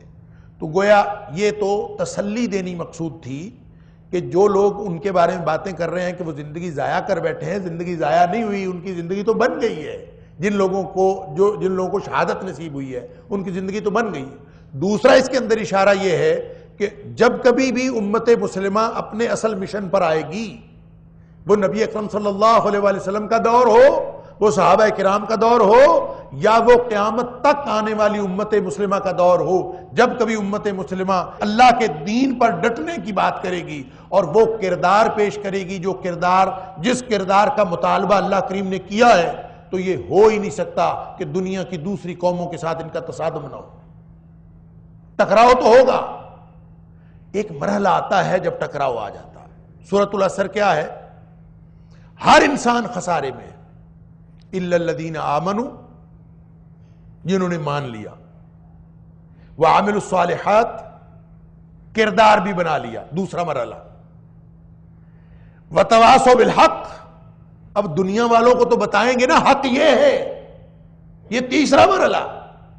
اور چوتھا مرحلہ ہے وتواصوا بالصبر، پھر ٹکراؤ تو ہوگا، تصادم تو ہوگا، اور پھر ڈٹنا پڑے گا. تو گویا یہ جو چاروں مراحل ہیں ابتدا سے لے کر انتہا تک، چاروں درجات جو ہیں تطہیر کے، اس کے ذریعے سے اللہ گزارے بغیر کسی بھی امت کو کوئی مقام اور فضیلت عطا نہیں کرتا. تو یہ تو پہلے ہی پتا تھا کہ ایسا ہونا ہے. لہٰذا یہ آیت خاص طور پر اس بات کی طرف نشاندہی کر رہی ہے کہ امت مسلمہ جب اپنے مشن پہ چلے گی تو وہ یہ نہ کہے کہ کبھی یہ سوکھا اور گھر میں بیٹھ کے ایئر کنڈیشن کمروں میں بیٹھ کے دین پر عمل ہو جائے گا اور جنت مل جائے گی. ایسے نہیں ملنی. اللہ تعالیٰ نے فرمایا ہے کہ تم یہ گمان کرتے ہو کہ تم ان تدخلوا الجنت، کہ تم جنت میں داخل ہو جاؤ گے، اور ابھی تمہارے اوپر تو وہ پہلے امتوں والے حالات ہی نہیں آئے. کیا حالات تھے؟ مستہم البأساء والضراء وزلزلوا، ان کو بیماریاں آئیں، لڑائیاں سامنا کرنا پڑا، تکلیفیں آئیں. وزلزلوا، اور ہلا کر رکھ دیے گئے، جھنجھوڑ کے رکھ دیے گئے. اور اتنا جھنجھوڑ کے رکھ دیے گئے حتیٰ یقول الرسول والذین معہ متی نصر اللہ، نبی بھی پکار اٹھے کہ اللہ کی مدد کب آئے گی. الا ان نصر اللہ قریب، ایسا موقع آتا ہے تو پھر اللہ کی مدد قریب آتی ہے. ڈٹنا پڑتا ہے. اس کی زندگی، پوری زندگی جو ہے وہ ایک جد و جہد کی اور ایک ایفرٹ اور سٹرگل کی زندگی گزارنی پڑتی ہے، پھر جا کے جنت ملتی ہے. ٹھنڈے کمروں میں سوکھی سنتوں پر عمل کر کے اور میٹھی سنتوں پر عمل کر کے جنت نہیں ملتی. جنت ملتی ہے تو رمضان میں معرکہ بدر لڑنا پڑتا ہے اور پھر جا کے جنت ملتی ہے. اس لیے اللہ تعالیٰ نے فرمایا کہ جو اللہ کے راستے میں شہید ہو گئے ان کو تم مردہ نہ کہو، وہ زندہ ہیں، لیکن تمہیں شعور نہیں ہے وہ کس طرح سے زندہ. یہاں سے ایک اور بحث شروع ہو گئی زندہ اور مردہ کی. مردہ ہو گئے ہیں کہ زندہ ہے. اب زندہ ہیں، وہ کہتے ہیں جی زندہ ہے تو پھر قبر میں کیوں ڈالا ہے؟ جب اللہ نے فرما دیا کہ بل احیاء، زندہ تو ہیں، ولکن لا تشعرون، لیکن ان کی زندگی کیسی ہے تم نہیں جانتے، تو مسئلہ تو حل ہو گیا کہ یہ وہ زندگی نہیں ہے جس کو ہم جانتے ہیں. جس کا ہم شعور رکھتے ہیں، یہ وہ زندگی نہیں ہے۔ لہٰذا یہ جھگڑا، یہ بحث ہے ہی نہیں کہ وہ قبر میں شہید زندہ ہوتا ہے کہ نہیں، انبیاء زندہ ہوتے ہیں کہ نہیں۔ یہ اگر وہ زندگی ہے بھی، اور وہ زندگی یقیناً ہے، جب قرآن نے کہا کہ ہے بل احیاء، وہ زندہ ہے تو وہ زندہ ہی ہیں، اس کے لیے کوئی بحث نہیں۔ البتہ ایک بات کی بحث ہے کہ وہ اس طرح سے زندہ نہیں ہے جس طرح سے ہم اور آپ زندگی کا شعور رکھتے ہیں، جیسا ہمیں پتہ ہے نا زندگی کا، وہ یہ والی زندگی نہیں ہے، وہ کوئی اور زندگی ہے جس کی ہمیں سمجھ نہیں ہے۔ برزخی زندگی اس کو کہا جا سکتا ہے، اللہ تعالیٰ نے ان کو عطا فرمائی، وَلَٰكِن لَا تَشْعُرُونَ، اور تم شعور نہیں رکھتے۔ اس کے لیے ایک تو آیت نمبر 169 ہے سورہ آل عمران کی 169، اس میں بھی اللہ کریم نے یہی ذکر کیا۔ وہاں احد کے شہیدوں کی بات تھی، یہاں بدر کے شہیدوں کا معاملہ تھا، تو لوگوں نے بات کی تو اللہ تعالیٰ نے فرمایا کہ ان کو مردہ نہ کہو۔ اسی طرح احد کے شہیدوں کے حوالے سے لوگوں نے کوئی بات کی تو اللہ تعالیٰ نے سورہ آل عمران میں فرمایا وَلَا تَحْسَبَنَّ الَّذِينَ قُتِلُوا فِي سَبِيلِ اللَّهِ أَمْوَاتًا، کہ جو اللہ کے راستے میں مار دیے گئے ان کو مردہ نہ کہو، بل احیاء عند ربهم یرزقون، وہ اپنے رب کے پاس زندہ ہیں اور ان کو وہاں رزق بھی دیا جاتا ہے۔ تو اس کا مطلب یہ ہے کہ رزق بھی دیا جاتا ہے، ہم نے تو ان کو قبر میں ڈالا تھا، اور اگر قبر میں رزق دیا جاتا ہے تو قبر کھود کے دیکھو تو وہاں تو کوئی رزق والی بات نہیں نظر آتی، نہ ہی کسی شہید کی ڈیڈ باڈی جو ہے وہ ہمیں اس طرح نظر آتی ہے کہ وہ کھانا کھا رہی ہو یا کچھ اس طرح سے ہو، قبر میں تو نہیں ہے۔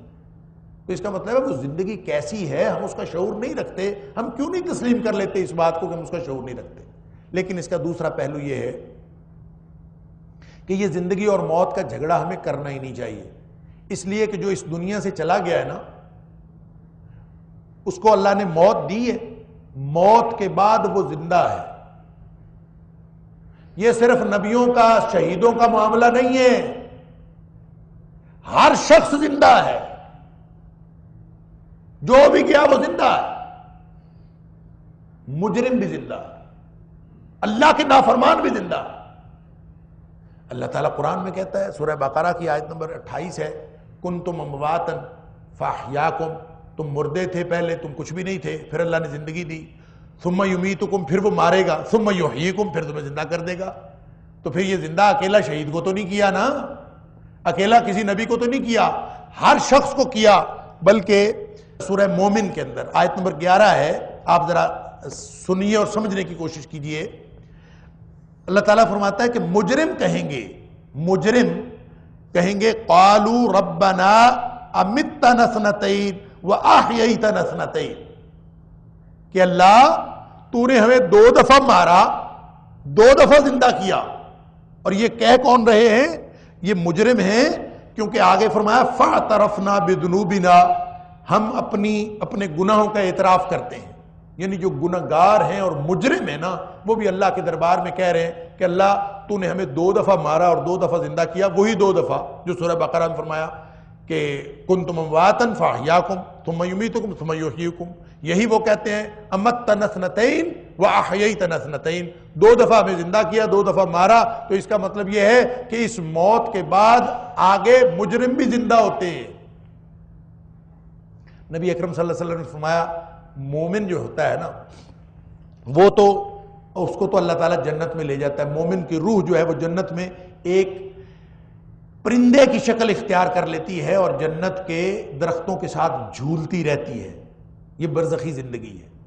اب روح، مومن کا جسم ادھر پڑا ہوا ہے قبر میں، روح اس کی پرندے کی شکل اختیار کر گئی ہے، اس پرندے کی شکل اختیار کر کے جنت کے درختوں میں جھولتی پھرتی ہے، اور فرمایا کہ یہ اس وقت تک جھولتی پھرتی ہے جب تک اللہ تعالیٰ اس کو واپس حتی یرجع اللہ الی جسدہ یوم القیامہ، قیامت کے دن اللہ تعالیٰ اس روح کو واپس پھر اس میں ڈال دے گا، اس کے جسم میں، اور پھر یہ اپنے جسم کے ساتھ دوبارہ جنت کے اندر داخل ہوگا۔ تو کہنے کی بات یہ ہے کہ مومن ہو چاہے کافر ہو، چاہے مجرم ہو چاہے کوئی مسلم ہو، سب کی روحیں زندہ ہیں، روح ہوتی ہی زندہ ہے۔ یہ جھگڑا ہے ہی کوئی نہیں کہ کون زندہ اور کون نہیں۔ اور وہ جو 1-2 حوالے میں اور دینا چاہوں گا، سورہ غافر ہی کی جو دوسری آیت ہے، آیت نمبر 46، یعنی سورہ مومن جس کو ہم کہتے ہیں، اس کی آیت نمبر 46 کے اندر فرمایا النار یعرضون علیہا غدوا وعشیا، کہ جو مجرم یہاں سے مرنے کے بعد چلے گئے نا، ان کے وہ آگ پر پیش کیے جاتے ہیں صبح بھی اور شام بھی. اور یہ کام اس کا تعلق برزخ کے ساتھ ہے، کیونکہ آگے فرمایا وَيَوْمَ تَقُومُ السَّاعَةُ، اور جس دن قیامت قائم ہوگی ادخلوا آل فرعون اشد العذاب، جس دن قیامت قائم ہوگی اس دن تو بڑا سخت عذاب ہوگا. تو یہ عذاب قیامت سے پہلے کا ہے، تو جب وہ آگ پر پیش کیے جاتے ہیں تو وہ زندہ ہے تو پیش کیے جاتے ہیں نا. تو بھائی بات یہ ہے کہ وہ زندگی کیسی ہے، وہاں پہ حالات کیا ہیں، ہمیں کچھ نہیں معلوم. یہ ساری کی ساری باتیں عالم برزخ کی ہیں اور متشابہات ہیں. اسی طرح اللہ تعالیٰ نے سورہ نوح کے اندر فرمایا مما خطیاتہم اغرقوا فادخلوا نارا. نوح علیہ السلام کی قوم کے بارے میں اللہ تعالیٰ فرماتے ہیں جو انہوں نے خطائیں کی تھی نا، جو گناہ کیے تھے، وہ مما خطیاتہم، ان کے گناہوں کی وجہ سے اغرقوا، وہ غرق کر دیے گئے، فادخلوا نارا، اور ان کو آگ میں داخل کر دیا گیا. یعنی ادھر سے مرے اور ادھر آگ میں داخل ہو گئے ہیں، ان کو گویا وہاں زندہ کیا گیا ہے اور وہاں آگ میں داخل کر دیا گیا ہے.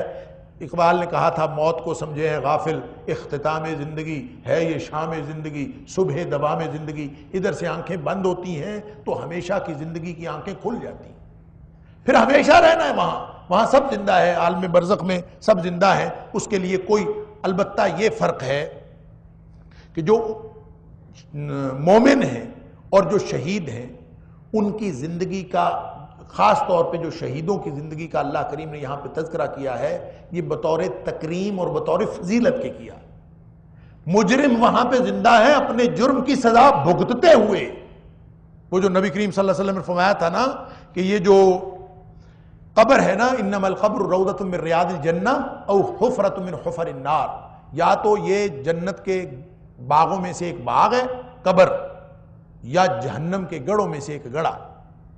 تو مجرم جہنم کے گڑھے میں ہے، مومن جنت کے باغیچے میں ہے، وہ وہاں زندہ ہے، وہ وہاں زندہ ہے. زندگی کیسی ہے یہ اللہ جانتا ہے. انتم لا تشعرون، تم اس بات کا شعور نہیں رکھتے، لہٰذا یہ بنیادی طور پر جھگڑا ہے ہی نہیں. اللہ تعالی ہم سب کو قرآن پاک سمجھنے اور اس پر عمل کرنے کی توفیق عطا فرمائے. شہید کی روح کو جو زندہ کہا گیا آیت نمبر 169 آل عمران میں بھی، اور یہ والی جو آیت ہے سورہ بقرہ کی، اس میں بھی، ان دونوں کا اصل میں بتانا یہ مقصود ہے کہ زندہ تو سب ہیں، لیکن جس طرح کی زندگی شہید کی ہے نا، اس طرح کی زندگی کسی اور کی نہیں. اور انبیاء چونکہ شہیدوں سے بدرجہ اولا بہتر زندگی میں ہے، لہٰذا ہم کہہ سکتے ہیں کہ جس طرح کی زندگی نبیوں اور شہیدوں کی ہے اس طرح کی زندگی کسی اور کی نہیں. لیکن ہم اس کا شعور قائم کرنے کی کوشش کریں تو یہ قرآن کے مدعا اور مقصد کے خلاف ہے، اور قرآن کے تقاضے کے خلاف ہے کہ ہم اس کے بارے میں کوئی تصور قائم کرنے کی کوشش کریں کہ ان کی زندگی کیسی ہے. ان کی زندگی کیسی ہے سوائے اللہ کے کوئی نہیں جانتا. اللہ تعالیٰ مجھے اور آپ کو قرآن سمجھنے اور اس پر عمل کرنے کی توفیق عطا فرمائے. وآخر دعوانا الحمدللہ رب العالمین.